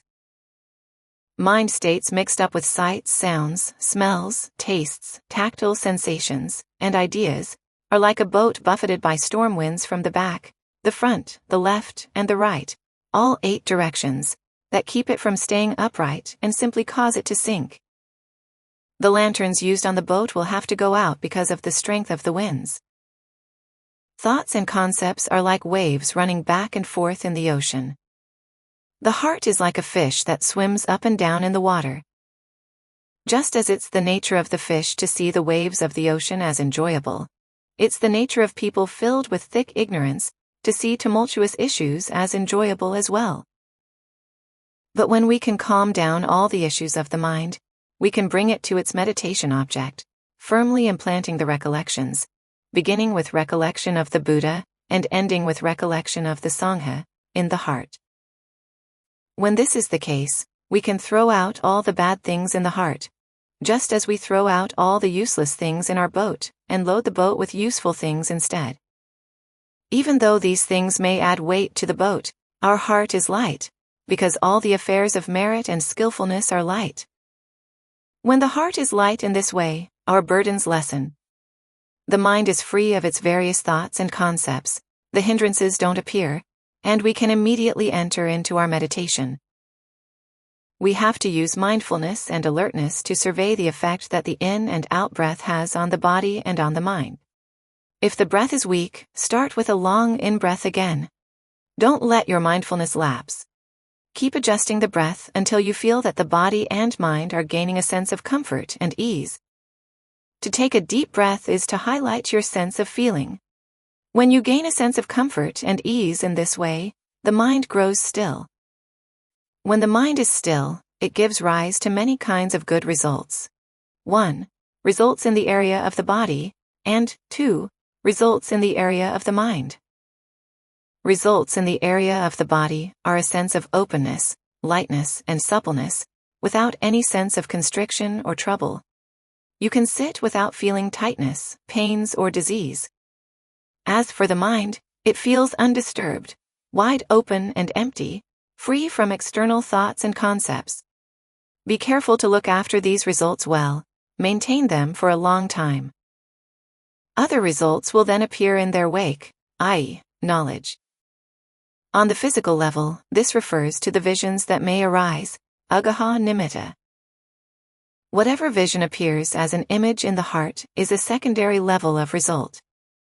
When the foundation provided by the body is comfortable, the foundation provided by the mind is bound to be comfortable, and results, called cognitive skills, will appear in the mind.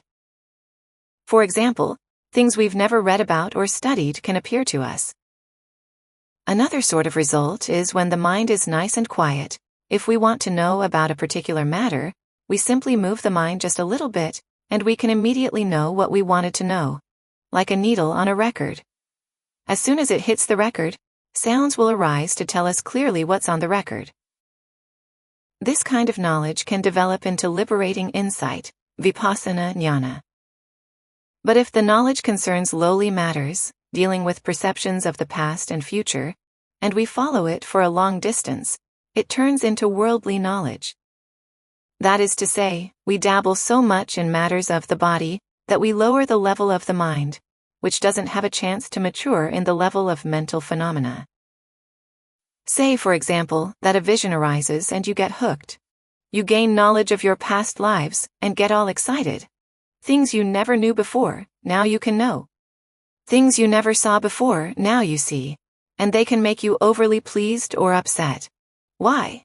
Because you take them all too seriously.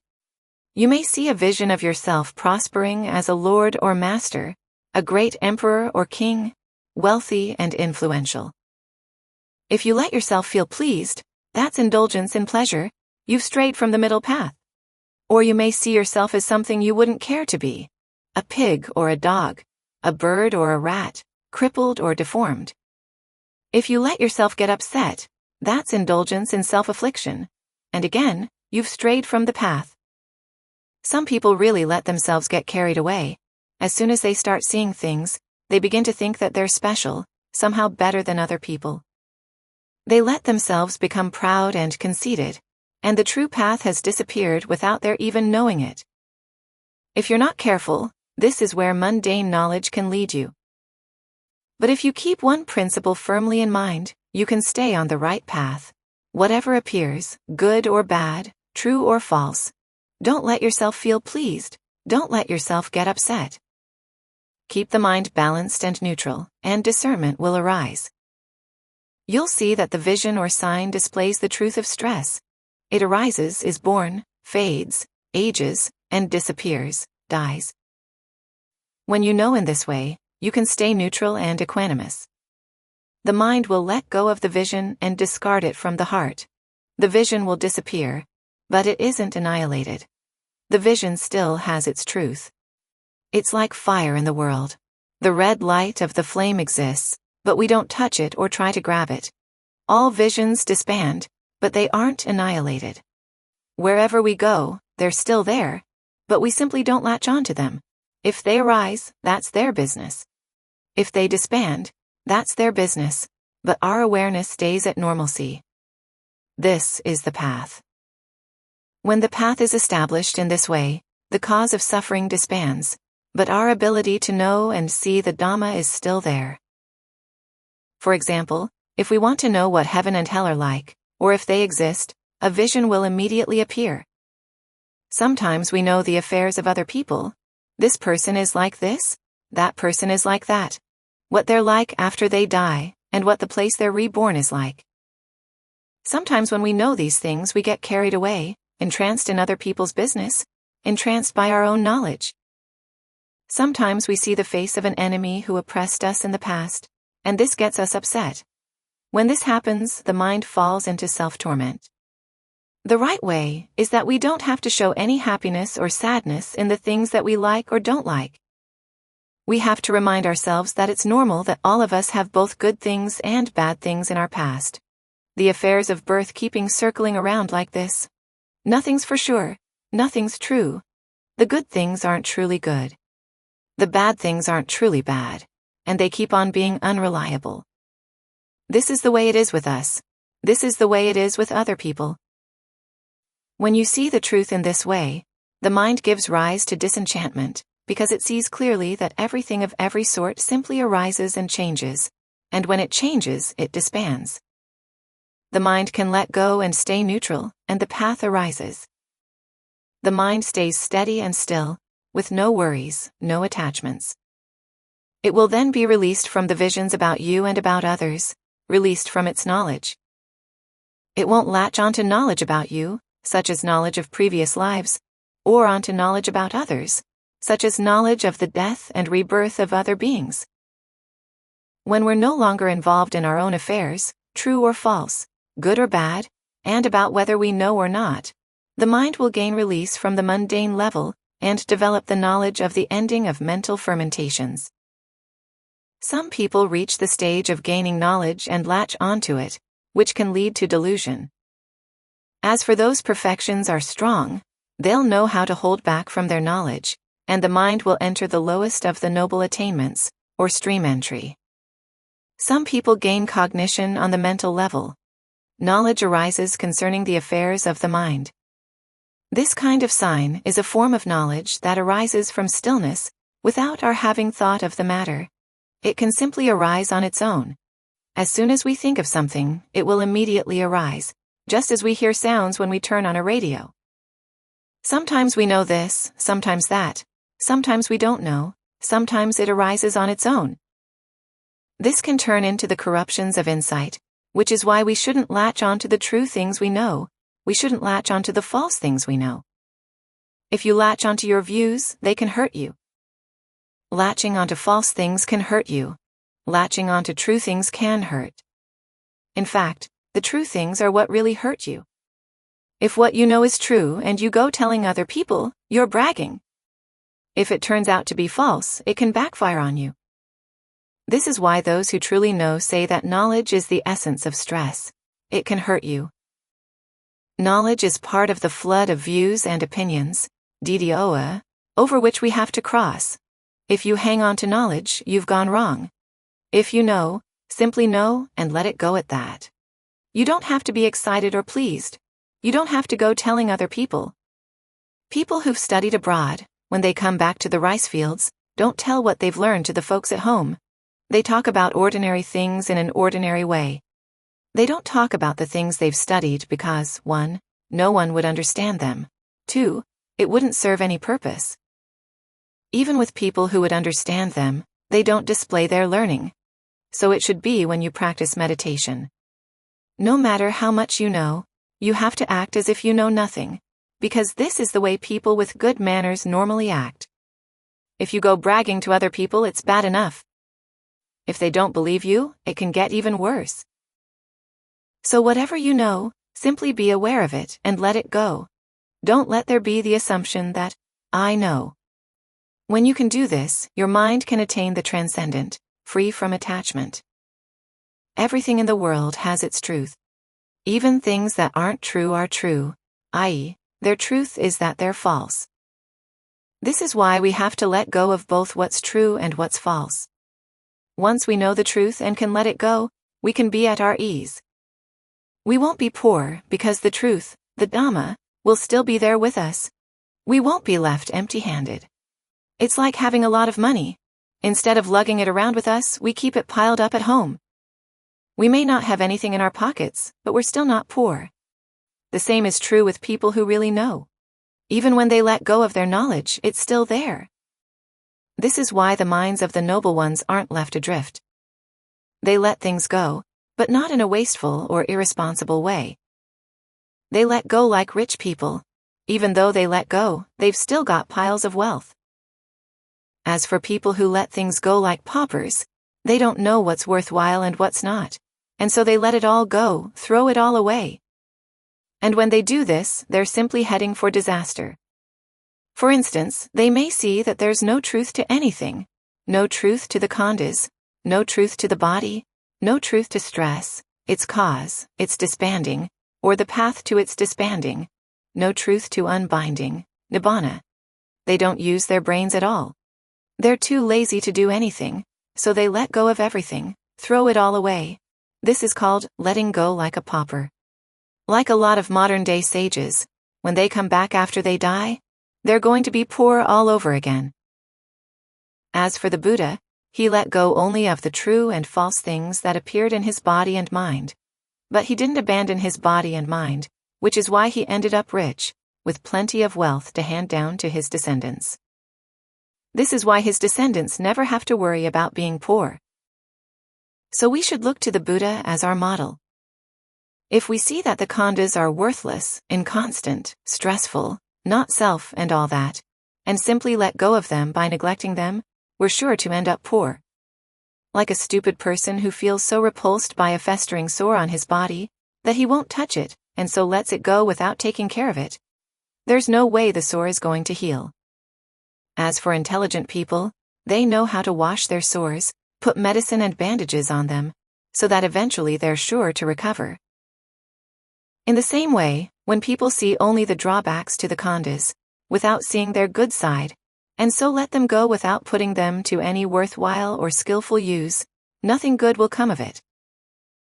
But if we're intelligent enough to see that the khandhas have their good side as well as their bad, and then put them to good use by meditating to gain discernment into physical and mental phenomena, we're going to be rich. Once we have the truth, the Dhamma, as our wealth, we won't suffer if we have money, and won't suffer if we don't, because our minds will be transcendent. As for the various forms of rust that have befouled and obscured our senses, the rust of greed, the rust of anger, and the rust of delusion, these all fall away. Our eyes, ears, nose, tongue, body and mind will all be clean and bright. This is why the Buddha said, Dhammo Padapo, the Dhamma is a bright light. This is the light of discernment. Our heart will be far beyond all forms of harm and suffering, and will flow in the current leading to nibbana at all times. At the tip of your nose. August 26, 1957. If feelings of pain or discomfort arise while you're sitting in meditation, examine them to see what they come from. Don't let yourself be pained or upset by them. If there are parts of the body that won't go as you'd like them to, don't worry about them. Let them be, because your body is the same as every other body, human or animal, throughout the world. It's inconstant, stressful, and can't be forced. So stay with whatever part does go as you'd like it to, and keep it comfortable. The body is like a tree. No tree is entirely perfect. At any one time it'll have new leaves and old leaves, green leaves and yellow, fresh leaves and dry. The dry leaves will fall away first, while those that are fresh will slowly dry out and fall away later. Some of the branches are long, some thick, and some small. The fruits aren't evenly distributed. The human body isn't really much different from this. Pleasure and pain aren't evenly distributed. The parts that ache and those that are comfortable are randomly mixed. You can't rely on it. So do your best to keep the comfortable parts comfortable. Don't worry about the parts that you can't make comfortable. It's like going into a house where the floorboards are beginning to rot. If you want to sit down, don't choose a rotten spot. Choose a spot where the boards are still sound. In other words, the heart needn't concern itself with things that can't be controlled. You can compare the body to a mango. If a mango has a rotten or a wormy spot, take a knife and cut it out. Eat just the good part remaining. If you're foolish enough to eat the wormy part, you're in for trouble. Your body is the same, and not just the body. The mind, too, doesn't always go as you'd like it to. Sometimes it's in a good mood, sometimes it's not. This is where you have to use as much thought and evaluation as possible. Directed thought and evaluation are like doing a job. The job here is concentration, centering the mind. Focus the mind on a single object and then, giving it your full attention, examine and reflect on it. If you use a meager amount of thought and evaluation, your concentration will give meager results. If you do a crude job, you'll get crude results. If you do a fine job, you'll get fine results. Crude results aren't worth much. Fine results are of high quality and are useful in all sorts of ways, like atomic radiation, which is so fine that it can penetrate even mountains. Crude things are of low quality and hard to use.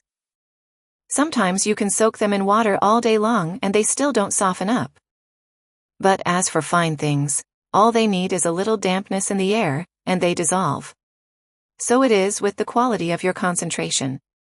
If your thinking and evaluation are subtle, thorough, and circumspect, your concentration work will result in more and more stillness of mind. If your thinking and evaluation are slipshod, you won't get much stillness. Your body will ache and you'll feel restless and irritable. Once the mind can become very still, though, the body will be comfortable and at ease. Your heart will feel open and clear. Pains will disappear. The elements of the body will feel normal. The warmth in your body will be just right, neither too hot nor too cold. As soon as your work is finished, it'll result in the highest form of happiness and ease, nibbana, unbinding. But as long as you still have work to do, your heart won't get its full measure of peace. Wherever you go, there will always be something nagging at the back of your mind. You won't be able to get away, for you'll have to come back and work at your job again until it's finished. This is why the Buddha taught, Anukula, ca. Kamanta etam mangalam uttamam, which means, a job not left unfinished, that's the highest blessing. Once your work is done, you can go wherever you want with ease, without any worries or cares before you or behind you. If you haven't finished your job, it's because, 1, you haven't set your mind on it, and 2, you haven't actually done the work. You've shirked your duties and played truant. But if you really set your mind on doing the job, there's no doubt but that you'll finish it. Once you've realized that the body is inconstant, stressful, and can't be forced, you shouldn't let your mind get upset or excited by it. Keep your mind normal, on an even keel. Inconstant means that it changes. Stressful doesn't refer solely to aches and pains. It refers to pleasure as well, because pleasure is inconstant and undependable. A little pleasure can turn into a lot of pleasure, or into pain.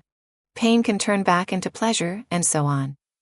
If we had nothing but pain, we would die. So we shouldn't be all that concerned about pleasure and pain. Think of the body as having 2 parts, like the mango. If you focus your attention on the comfortable part, your mind can be at peace. Let the pains be in the other part. Once you have an object of meditation, you have a comfortable place for your mind to stay. You don't have to dwell on your pains. You have a comfortable house to live in. Why go sleep in the dirt? It's not the case that we have nothing but pain in the same place all the time. Sometimes our back aches, sometimes our leg hurts, sometimes the pain moves from the leg to ache in the small of the back. Sometimes it hurts today, but disappears tomorrow. Or sometimes it disappears, but then it comes back to hurt us again. That's because there's nothing certain or stable about it. So class the bad parts as bad karma, and the good parts as merit, and then ask yourself, do you want bad karma or merit? If you don't like bad karma, let it go to one side. If you like merit, stay with the parts that feel comfortable. When you can do this, suffering will disappear. Your merit will keep on developing until all 5 aggregates will feel pleasant. The form of your body will feel comfortable, feeling will feel comfortable, perception will feel comfortable, fabrications will feel comfortable, consciousness will feel comfortable. When these 5 kinds of comfort arise, the heart will lie back eating nothing but the goodness and merit of what's called rapture and calm. This is what comes from Dhamma Vicaya, or exploring the Dhamma of the present. When we become acquainted with what's going on in ourselves in this way, We can keep on making an effort within our goodness or old merit, and our heart will experience nothing but the ease and refreshment of rapture. As rapture grows greater and greater, we'll feel totally full. When we're full, we'll stop feeling hungry, stop feeling tired, stop feeling hot or cold. We can live anywhere at all and be at our ease. The energy of our body and the energy of our mind will grow strong and gain power. We'll be able to sit for 5 hours without any aches or pains. When the heart is full like this, it can rest, but this doesn't mean that it dozes off. Resting here means that it grows quiet as it enters into concentration with a sense of ease and comfort, with nothing to disturb it. This kind of resting is called Vihara Dhamma, a home for the mind, as the mind enters into jhana. It's like sitting up in a bright, wide-open place where you can see everything clearly, both near and far. If you sit down in a dark place, you can't see anything at all. In other words, the heart is obscured with the power of the hindrances. If you sit in a bright, wide-open place, the hindrances can't sneak up and oppress the mind. Resting like this is resting with your eyes open, i.e., you're aware with every in and out breath. Your awareness of things both within and without stays constant, seeing things from every side and into every corner, and yet the mind remains steady and still. The body is quiet, the mind is quiet. This is called kayapasati, physical calm, and chittapasati, mental calm. Tranquility meditation, samatha, is a mind snug in a single preoccupation. It doesn't establish contact with anything else. It keeps itself cleansed of outside preoccupations. Insight meditation, vipassana, is when the mind lets go of all preoccupations in a state of all-around mindfulness and alertness. When tranquility imbued with insight arises in the mind, 5 faculties arise and become dominant all at once. 1. Sattindriya. Your conviction becomes solid and strong. Whatever anyone else may say, good or bad, your mind isn't affected. 2. Virendriya. Your persistence becomes resilient. Whether anyone teaches you the path or not, you keep at it constantly without flagging or getting discouraged. 3. Sattindriya. Mindfulness becomes dominant, enlarged in the great frame of reference. You don't have to force it. It spreads all over the body, in the same way that the branches of a large tree protect the entire trunk from bottom to top, without anyone having to pull them down or shake them up. Our awareness becomes entirely radiant in every posture, sitting, standing, walking, and lying down. It knows on its own without our having to think. This all-around awareness is what is meant by the great establishing of mindfulness. 4. Samadhindriya. Our concentration becomes dominant too. Whatever we're doing, the mind doesn't waver or stray. Even if we're talking to the point where our mouth opens 2 meters wide, the mind is still at normalcy. If the body wants to eat, lie down, sit, stand, walk, run, think, whatever, that's its business. Or if any part of it gets weary or pained, again, that's its business. But the mind remains still in a single preoccupation, without straying off into anything else. 5. Panindriya. Discernment becomes dominant within us as well, to the point where we can make the mind attain stream entry, once returning, non-returning, or even arahantship. We all want nothing but goodness, but if you can't tell what's good from what's defiled, you can sit and meditate till your dying day, and never find nibbana at all. But if you can set your mind and keep your mind on what you're doing, it's not all that hard. Nibbana is really a simple matter because it's always there. It never changes. The affairs of the world are what's hard, because they're always changing and uncertain. Today they're one way, tomorrow another. Once you've done something, you have to keep looking after it. But you don't have to look after nibbana at all. Once you've realized it, you can let it go. Keep on realizing. Keep on letting go, like a person eating rice who, after he's put the rice in his mouth, keeps spitting it out. What this means is that you keep on doing good but don't claim it as your own. Do good, and then spit it out. This is viraga dhamma, dispassion. For most people in the world, once they've done something, it's theirs, and so they have to keep looking after it. If they're not careful, it'll either get stolen or else wear out on its own. They're headed for disappointment. Like a person who swallows his rice. After he's eaten, he'll have to defecate. After he's defecated, he'll be hungry again. So he'll have to eat again and defecate again. The day will never come when he's had enough. But with nibbana, you don't have to swallow. You can eat your rice and then spit it out. You can do good and let it go. It's like plowing a field. The dirt falls off the plow on its own. You don't need to scoop it up and put it in a bag tied to your water buffalo's leg. Whoever is stupid enough to scoop up the dirt as it falls off the plow and stick it in a bag will never get anywhere. Either his buffalo will get bogged down or else he'll trip over the bag and fall flat on his face right there in the middle of the field.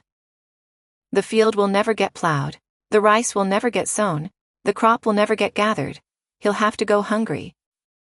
This is the way our practice of the Dhamma tends to be. Whatever we do, we're not really intent on what we're doing.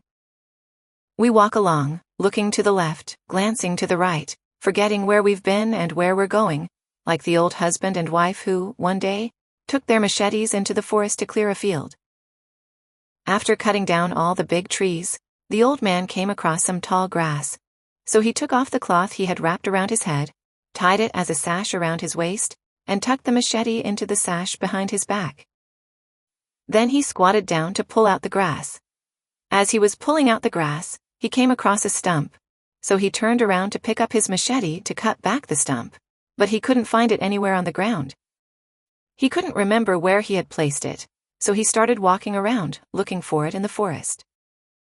After walking around everywhere 2 or 3 times, he still couldn't find it. The old woman called out after him, "What are you looking for?" The old man replied, "I'm looking for my machete. I want to cut back a stump." The old woman saw the machete tucked under her husband's sash, and it struck her as so funny that all she could do was snicker to herself, to the point where she couldn't say anything at all. Finally, her husband was at his wits' end as to how to find his machete. So, because he was so tired and the sun was so hot, he plunked himself down on the ground. That's when the handle of the machete tucked behind his back hit the ground with full force. Startled, the old man turned around to look, and that's when he realized that the machete had been tucked behind his back all along. The way we practice concentration isn't all that different from the old man. This is why we're taught to be persistent in directing our thoughts to our meditation object and evaluating it, with mindfulness and alertness in charge, with each and every in and out breath. Buddho, our meditation word, is the name of the Buddha after his awakening. It means someone who has blossomed, who is awake, who has suddenly come to his senses. For 6 long years before his awakening, the Buddha traveled about, searching for the truth from various teachers, all without success. So he went off on his own and on a full moon evening in May sat down under the Bodhi tree, vowing that he wouldn't get up until he had attained the truth. Finally, toward dawn, as he was meditating on his breath, he gained awakening. He found what he was looking for, right at the tip of his nose. Nibbana doesn't lie far away. It's right at our lips, right at the tip of our nose, but we keep groping around and never find it. If you're really serious about finding purity, set your mind on meditation and nothing else. As for whatever else may come your way, you can say, "No thanks." Pleasure? No thanks. Pain? No thanks. Goodness? No thanks. Evil? No thanks. Attainment? No thanks. Nibbana? No thanks. If it's no thanks to everything, what will you have left? You won't need to have anything left. That's Nibbana. Like a person without any money, how will thieves be able to rob him? If you get money and try to hold on to it, you're going to get killed. If this thief doesn't get you, that one will. Carry what's yours around till you're completely weighed down. You'll never get away. In this world, we have to live with both good and evil. People who have developed dispassion are filled with goodness and know evil fully, but don't hold on to either, don't claim either as their own. They put them aside and let them go, and so can travel light and easy. Nibbana isn't all that difficult a matter. In the Buddha's time, some people became arahants while going on their alms round, some while urinating, some while watching farmers plowing a field. What's difficult about the highest good lies in the beginning, in laying the groundwork, being constantly mindful, examining and evaluating your breath at all times. But if you can keep at it, you're bound to succeed in the end. Fragments. Section. The world is like a prison or a dungeon. People who are still tied up in their attachments to material things or to their good and bad moods are like prisoners tied down with fetters and bonds, and who can't escape. If they're stuck on the 8 ways of the world, both the good side, material gain, status, praise, and pleasure, and the bad, material loss, loss of status, criticism, and pain, they're like prisoners shackled to a stake with a chain whose links are 8 centimeters thick. This counts as a heavy sentence, and it's going to be hard for them to get out of prison. Monks who come to comfort them can't reach them, because they're deep in the dungeon. They themselves can't get out because of the fetters tying them down. Some people are serving a lighter sentence, so their chains are only 6 centimeters or 4. The lightest sentence is 2 centimeters. This refers to people who are attached to their bodies and minds, thinking that the body's elements of earth, water, wind, and fire are the self, holding to the idea that the body is their body, that the mind is their mind. These people are serving a lighter sentence, the kind that can be remitted on good behavior. They have a chance of making good and being released into freedom. Section. Don't look down on people who aren't smart, or who were born into a family of low status. Because things of this sort depend on the actions that we have done in the past, and that yield fruit in making us come here with different characteristics. For some people, even though they were born into a poor family, it's simply a matter of karma tossing them there. They can still have goodness as part of their mental current as well. They might reach the paths and fruitions someday in the future. The fact that their karma tossed them into poverty may have simply been for the purpose of subjecting them to hardship, so as to see the drawbacks of life, and to finish paying off their old karmic debts. On this matter of karma, the Buddha taught us not to be heedless, and don't be heedless of what you can't see. Don't despise the gifts given by others, or their virtue, or their meditation. They might have something good hidden inside, simply that it's covered up by other karma so that you can't see it. If you treat them with disrespect, that karma might come back at you so that you suffer from its results on into the future. Section. When directed thought is in the breath energy, evaluation is in the breath energy, and pleasure and rapture are in the breath energy, that's when things gather into kayagata, or singleness of preoccupation. Section. Make your mind like a train running along the track. The breath is the track, the mind is the train, and mindfulness is the conductor driving the train. You have to make sure that the conductor isn't drunk on alcohol, and that he's intent on driving the train well so that it goes straight down the track. When the train goes smoothly up and down the track without any hitches, the results are that you'll earn money from carrying passengers and freight. The money stands for inner worth and skillfulness. The passengers are the 4 jhanas, which will benefit the mind. The freight stands for the fullness of the physical properties, which will benefit the body. Section. Expanding the breath is beneficial both for yourself and for others. It benefits others in that it helps keep your body healthy and at ease. It benefits you in that it helps to expand the mind. Section. We have to build goodness within ourselves, with the help of the current from others. It's like electricity. What we get is just the current that flows, not the actual power in the generator or battery. Section. The Buddha, Dhamma, and Sangha have to die, but the virtues of the Buddha, Dhamma, and Sangha are unable to die. Section. Thoughts are like knives. If you know how to use them, they benefit you. If you don't know how to use them, they can harm you.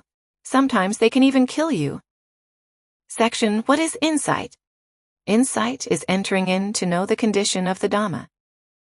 The various ways that that condition manifests come from the suppositions and conventions that people use to grab hold of it. If these things disband, there's nothing but the condition. For example, if a water glass simply sits there, it doesn't break. Only when someone grabs hold of it will it break. Section. This body, if the mind doesn't enter into it and latch onto it, is nothing more than a black piece of charcoal, that's all.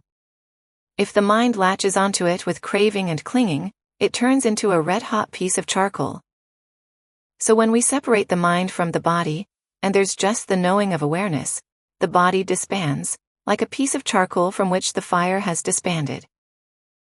Section. When the body disbands, that doesn't mean that there's no body, it's there, but you don't fabricate it. Second, when pain arises and you focus your awareness on someone or something else in order to forget the pain, that's okay, but it's only mindfulness, not alertness. You have to know inside yourself for there to be both mindfulness and alertness. Section. Samvara means care and restraint. It's like holding a water glass in your hand. You have to be careful to hold it well. If you let it go, the glass will drop and break. When the mind has entered in to be quiet in its theme of concentration, you have to be careful not to damage it.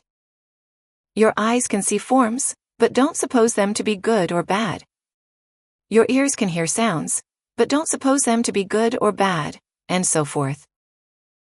Section. To take pleasure in sights, sounds, smells, tastes, and tactile sensations is sensual craving. When the mind goes out looking for preoccupations but hasn't yet found one that it likes, that's craving for becoming. When the mind leans or wavers in a present preoccupation, that's craving for non-becoming. If you don't know these characteristics of the mind, that's ignorance. Section. Before they can shape iron, they have to hold it over the fire until it's soft and glowing red. In the same way, we hold the mind over the fire, i.e., we polish it with virtue and concentration, and only then can we use discernment to shape it. Section. In practicing concentration, the Buddha has us follow a single path, the one-way path, Ikayana Magga. Normally, we follow up to 6 paths: the path of the eye, the path of the ear, the path of the nose, the path of the tongue, the path of the body, and the path of the mind. When the mind receives sensations from outside, it sometimes gets stuck on sights, sometimes on sounds, sometimes on smells, sometimes on flavors, sometimes on tactile sensations. As long as the mind isn't established in a single preoccupation, no stillness will arise from it, because normally, when you follow lots of paths, you can't follow them all at the same time.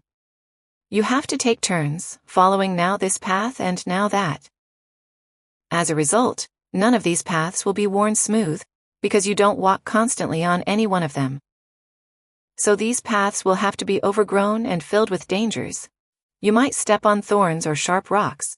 Twigs and branches on the side of these paths will catch you in your eyes, ears, arms, or legs. And normally, an overgrown place tends to have biting ants, snakes, centipedes, and scorpions hiding out. When you don't see them, you'll step on them. They'll bite you or sting you, infecting you with their poison or even killing you. At the same time, if you're in a hurry and need to take a shortcut, an overgrown path isn't convenient, because you get stuck on this or that obstacle lying athwart the path, which means that you'll reach your goal slowly or arrive too late. If you're walking during the day, you can at least see the path, but if you're walking at night, it's really difficult. The Buddha saw that following lots of paths is dangerous for people, so he made it a basic principle that we follow a single path, a path that's pure, complete, and free of every kind of danger. In other words, he has us make our minds still in a single preoccupation. This is what's called the development of concentration. This single path is the path that will take us to 4 treasures: stress, its origination, its cessation, and the path to its cessation. These noble truths are noble treasures that are genuine and never change. Section. Where does the genuine Dhamma lie? Spoken words, books, and texts are just the shadows of the Dhamma. The genuine Dhamma lies in the heart. Section. For the flavor of these things to go deep into your heart, you have to try them out so as to know their truth for yourself. You can't simply hold by the words of others or by your own thoughts. You have to make actions your standard if you want to be in line with the principle of Buddhism that says, we are the owners of our actions. Section: You have to set your heart on abandoning evil until your dying day, and on doing good until your dying day. That's when your intention is up to standard. Section: I've set my heart on giving every drop of blood in my body, from the head down to the feet, to the purposes of the religion. Whether it's up in the sky or down under the ground, I ask to keep doing this to the end of my life. Section: Our defilements. If we rub them at the right spot, all we have to do is run our hand over them a single time and they'll all wear away. If we rub at the wrong spot, we can keep rubbing for 10 years and nothing will wear away at all. Understanding the World and the Dhamma. August 7, 1954. Now I want you to listen intently. The Dhamma I'm going to discuss today is on the topic of views and understanding. These are important things for people practicing the Dhamma to study. First, you study things in general. Then you come to an understanding within yourself. Right view means seeing things correctly. For example, you see that acting in this way is good, and acting in that way is not good. Acting in this way is right, acting in that way is wrong. You know what's good and what's evil. For example, you know that virtue is good, concentration is good, discernment is good, but you don't know what results that goodness yields. This is called having right view, but not having understanding. Understanding is an affair of right resolve. If you lack the important element of understanding, it's going to be hard to practice. As a result, you get discouraged and don't have the strength to practice those forms of goodness. But if you have right view along with understanding, then it's going to be easy to develop goodness in yourself. This is why people should study the Dhamma to know it clearly and to understand it as well. When you have both sides, this is called Sikha Garavata, respect for study. There are two kinds of study. The first is to study like a child in school. You have to memorize the texts and listen to the teachings from the mouths of your teachers or other monks, memorizing their words and practicing in line with them. The other kind of study is to study like an adult. You listen and then you make yourself understand, taking what you've heard, contemplating on your own, and then trying it out to the point where you gain results. In training the heart to reach the paths and their fruitions, some people can do it easily and get results quickly. Others can do it only with difficulty and get results slowly. This is because people come in many varieties. That's why the Buddha taught in 3 ways. On the first level, all he had to do was explain things so that his listeners agreed, and they were able to understand on their own. On the second level, he had to explain things so that they agreed, and he also had to show them how to come to an understanding. On the third level, he had to explain things so that they agreed, and then he also had to quiz them back and forth many times before they understood. As for the fourth level, the people who couldn't see what he was getting at and didn't understand, no matter how much he might try to explain things, he wouldn't get any results. These are the people he abandoned because they were padaparama, they could go no further than the words, and were a waste of time. The issues that we have to study are these. What is the world? What is the Dhamma? Our body, starting with the stem of the heart and going out to the bones, muscles, skin, hair, etc., is an affair of the world. There's no truth to it, for it does nothing but waste away. We first have to study our body so that we thoroughly know how it comes into being and goes out of being. Some parts of the world are good but not true. Some are true but not good. Thoughts, words, and deeds are things that aren't true. They're an affair of the world. As for the Dhamma, it's an affair of what's true and what's good. When you truly do it, it's truly good, and you get true results. It's an affair of the heart, something very profound. When we say that the world is good but not true, it can be compared to paper money. Paper money is good for buying and selling things, but it's just paper. It doesn't have any true value to it. As for what's true but not good, it's like old-fashioned silver money. In the past, you could use it to buy things worth 100 cents, but now you can't use it to buy things worth even 1 red cent. This is what the affairs of the world are like. This shows that external material things, the things of the world, are things that aren't true. They're good but not true, or true but not good. People who latch onto the things of the world as real and true will never meet with what's really good and really true. They'll have to keep meeting only with things that aren't good and aren't true. They won't have any way of meeting with true or genuine happiness. They'll have to keep meeting up with things spinning around for their entire lives. This spinning around is like the spinning around of a windmill. It just spins around and around in place, without ever going anywhere. This is the opposite of the Dhamma. When people practice the Dhamma, then even though there's still change and spinning around, they spin like the propellers of an airplane. In other words, they spin to keep going higher and higher, in the same way that airplane propellers carry an airplane up into the air.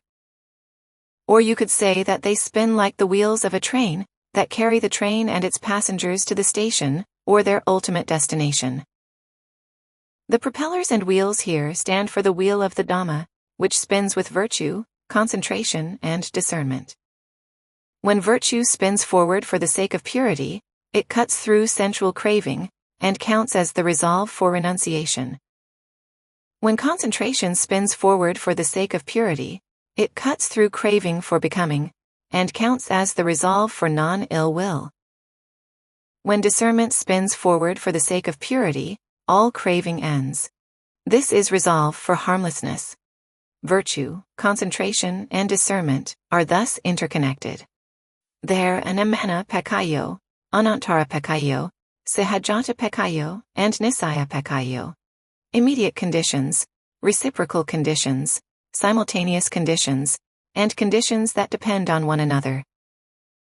We have to bury our lives into the Dhamma wheel until we reach the hub, so that we can receive the results of not having to spin around to be born again. What's the cause of spinning back to birth? Clinging to us, to them, and to self. Clinging to good and not good, to past, future, and present. These are the causes that force us to spin around in birth and death in the cycle of samsara.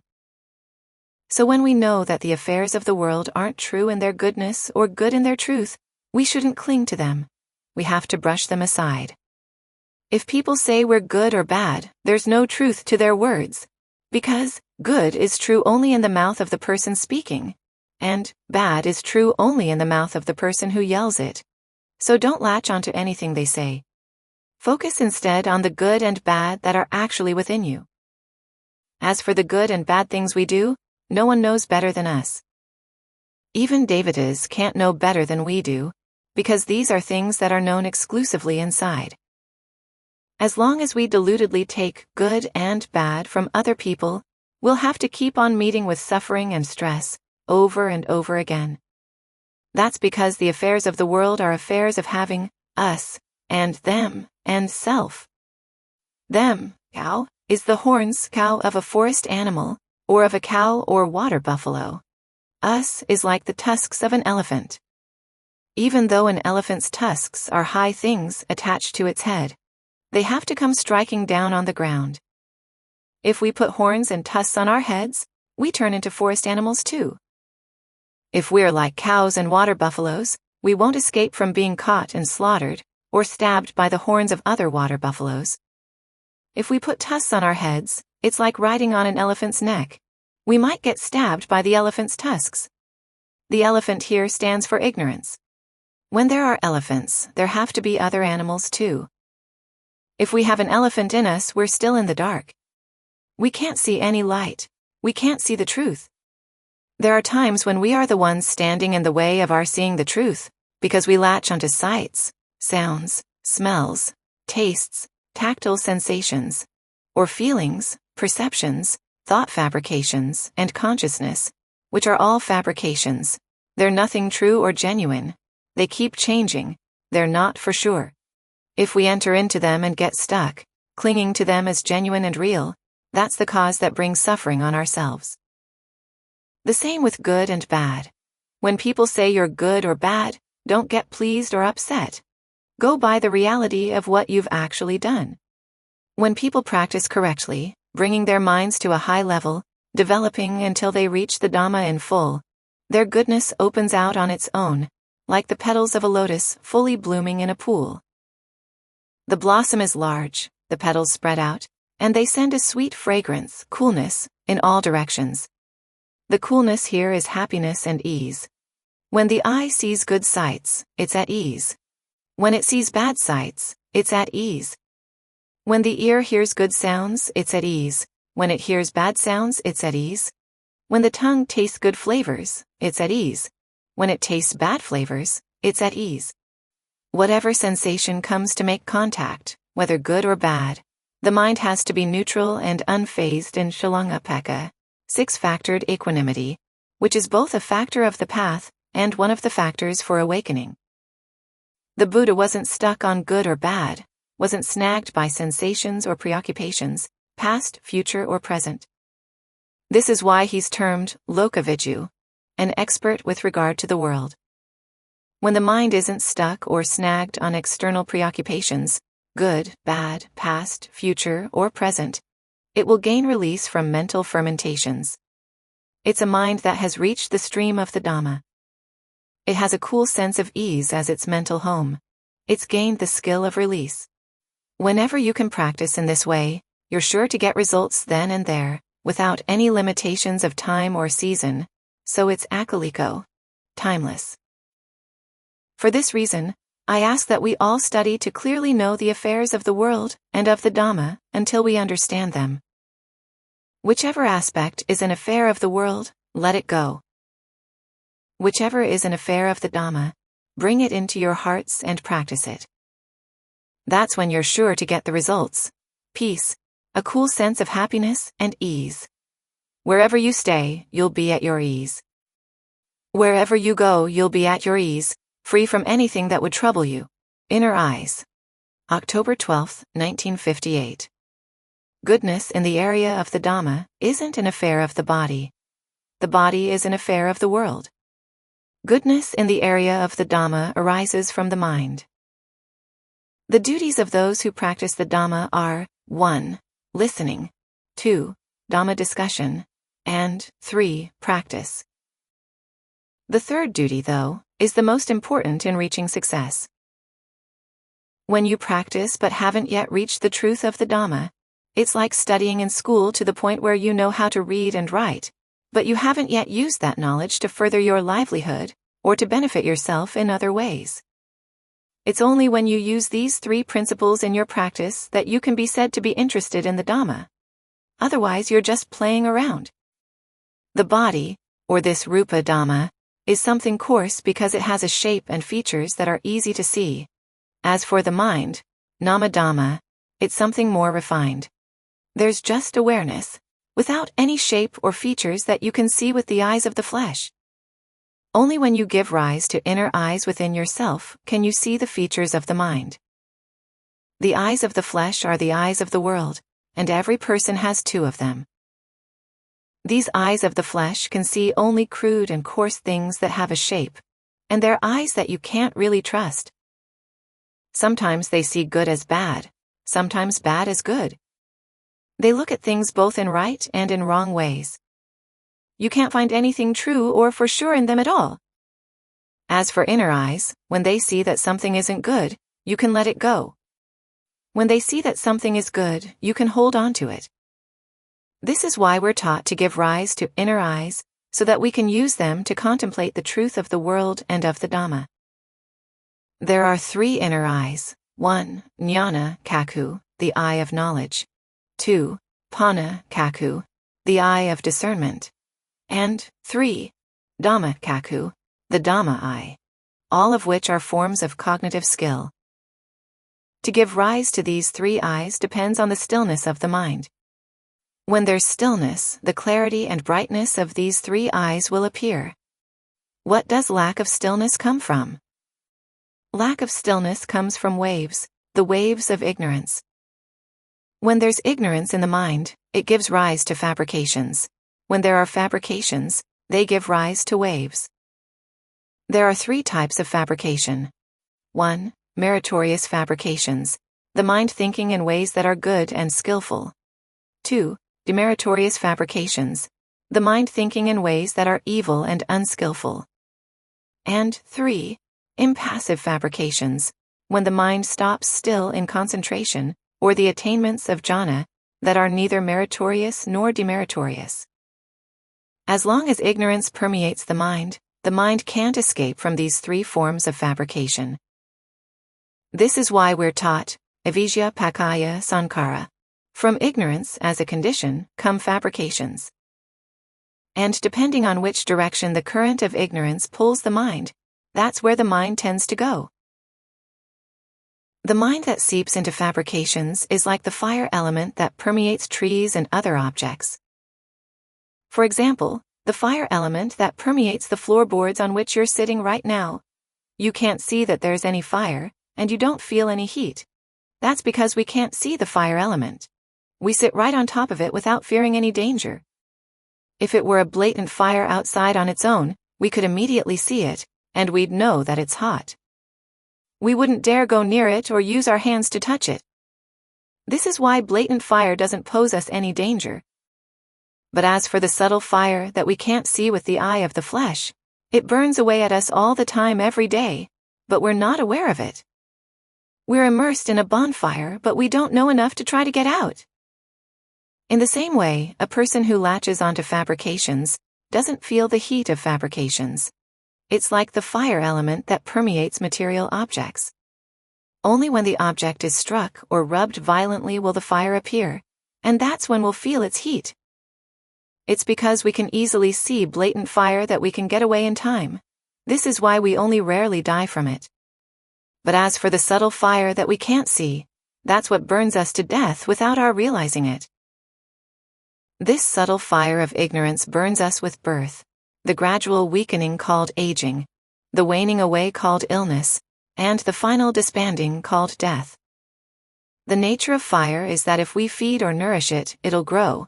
If we don't feed or nourish it, it'll disappear. For example, if you have a small fire but don't feed it, it'll disappear. If you feed it, it'll immediately flare up, and it can spread out indiscriminately. But the nature of fire is that when it's developed in full measure, it has to start dying out, the only difference being whether it disbands quickly or slowly. If we see that fire is hot and damaging, we should search for water to put it out. In that way it can disband quickly. Or else we simply let it disband when it runs out of fuel. This is why they say that the mind arises and disbands. But the disbanding is stressful, the arising is stressful. If we train the mind so that its ignorance grows smaller, fabrications will get shorter. It's like the wick of a candle. If there are only a few strands in the wick, it'll burn slowly. If there are lots of strands, it'll burn quickly, and its flame will be strong. The three types of fabrication are like three strands in the wick of a candle. In other words, meritorious fabrications are one strand, demeritorious fabrications are another strand, and impassive fabrications another strand. If you twist all three strands together, the wick will be large, and the heat of the mind will get stronger. But if the mind has only a single preoccupation, it'll cool down and grow still. This is why we're taught, sukho viveko tathassa. Happy is the seclusion of one who is contented. If the mind is in seclusion, its burdens will be light. And like all light things, it will float up into the air where it can see the world far and wide. As the mind grows higher, it will give rise to cognitive skill. Ignorance will grow shorter, and the waves will die down. If the mind isn't stilled in concentration, it's difficult to get ignorance to disband. But when ignorance disbands, you see the aspect of the mind that doesn't arise and doesn't die. This is why we're taught to develop virtue and concentration, making the mind still and free from hindrances. The hindrances are like dust, soot, and mud. Wherever these things are found, they make the place dirty. This is why a mind clinging to the hindrances can't find any purity. When the mind is immersed in hindrances, that's ignorance. People with ignorance are ignorant of themselves. Knowledge of yourself has to come from stopping in stillness. For instance, if you want to know the power of the light of the sun, go out and sit still in its rays. After just 3 minutes, it'll be almost too hot to bear. In the same way, if the mind doesn't stop in stillness, you won't be able to see your own stress and suffering. If you want to know how hot the sun really is, you have to stand really still in the sunlight. After just a moment, you'll know just how hot it is. If you walk around for half a day, you won't feel so hot. As long as our mind wanders around in its concepts and preoccupations, it won't know its own stress and suffering. But if you make the mind quiet and still, that's when you know that the world is hot. To see the stress and drawbacks of things, you have to give rise to stillness in the mind. In other words, you focus on a meditation topic and stay within the boundaries of where you're focused. Use directed thought and evaluation of the Dhamma as your preoccupation. When the mind does this, it's in the factors of jhana. Don't let it fall into other preoccupations, which follow the current of ignorance. When the mind doesn't fall into preoccupations of past and future, it'll shrink into the present. Lift the meditation object into the mind. Lift the mind into the meditation object. Normally, the mind has 6 kinds of preoccupations, but when we sit in concentration, we need to let it have only one. Ikayana magga, the one-way path. Akagataramana, singleness of preoccupation. Only then can you say that you're established in tranquility meditation. When concentration arises in the mind, it's a skillful mental state. The mind's burdens will be light. Its flavor will be cool, empty, and at ease. It's like sitting in the breeze in a quiet, wide-open spot, with no noises to disturb us. If we sit next to a wall, we won't be able to see far. But if we sit in a spot with nothing to block our eyesight, we'll be able to see far distances. This refers to knowledge of the past and future. That's the discernment that will be able to kill off and destroy the 3 kinds of fabrication. The eye of knowledge will kill off the fermentation of sensuality. The eye of discernment will kill off the fermentation of becoming. And the eye of Dhamma will kill off the fermentation of ignorance. The mind will give rise to the cognitive skill that will kill off meritorious fabrications and demeritorious fabrications, and will see through impassive fabrications. It won't be stuck in any of these forms of fabrication. If the mind isn't able to strip away ignorance, we won't be able to see suffering. This is why the Buddha said, Kakam udapati, nanam udapati, pana udapati, via udapati, aloko udapati. The eye arose, knowledge arose, discernment arose, cognitive skill arose, light arose. The mind rises to a high level called Gotarabhu Jnana, change of lineage knowledge, and it will see what takes birth and what doesn't. It will blossom as Buddho, the awareness that knows no cessation, bright in its seclusion from thoughts and burdens, from preoccupations and mental fermentations. When we keep practicing in this way, we'll come to Amata Dhamma, birthlessness and deathlessness, the highest happiness. That's because when we have inner worth and skillfulness, it's like having a vehicle that will take us easily to our destination.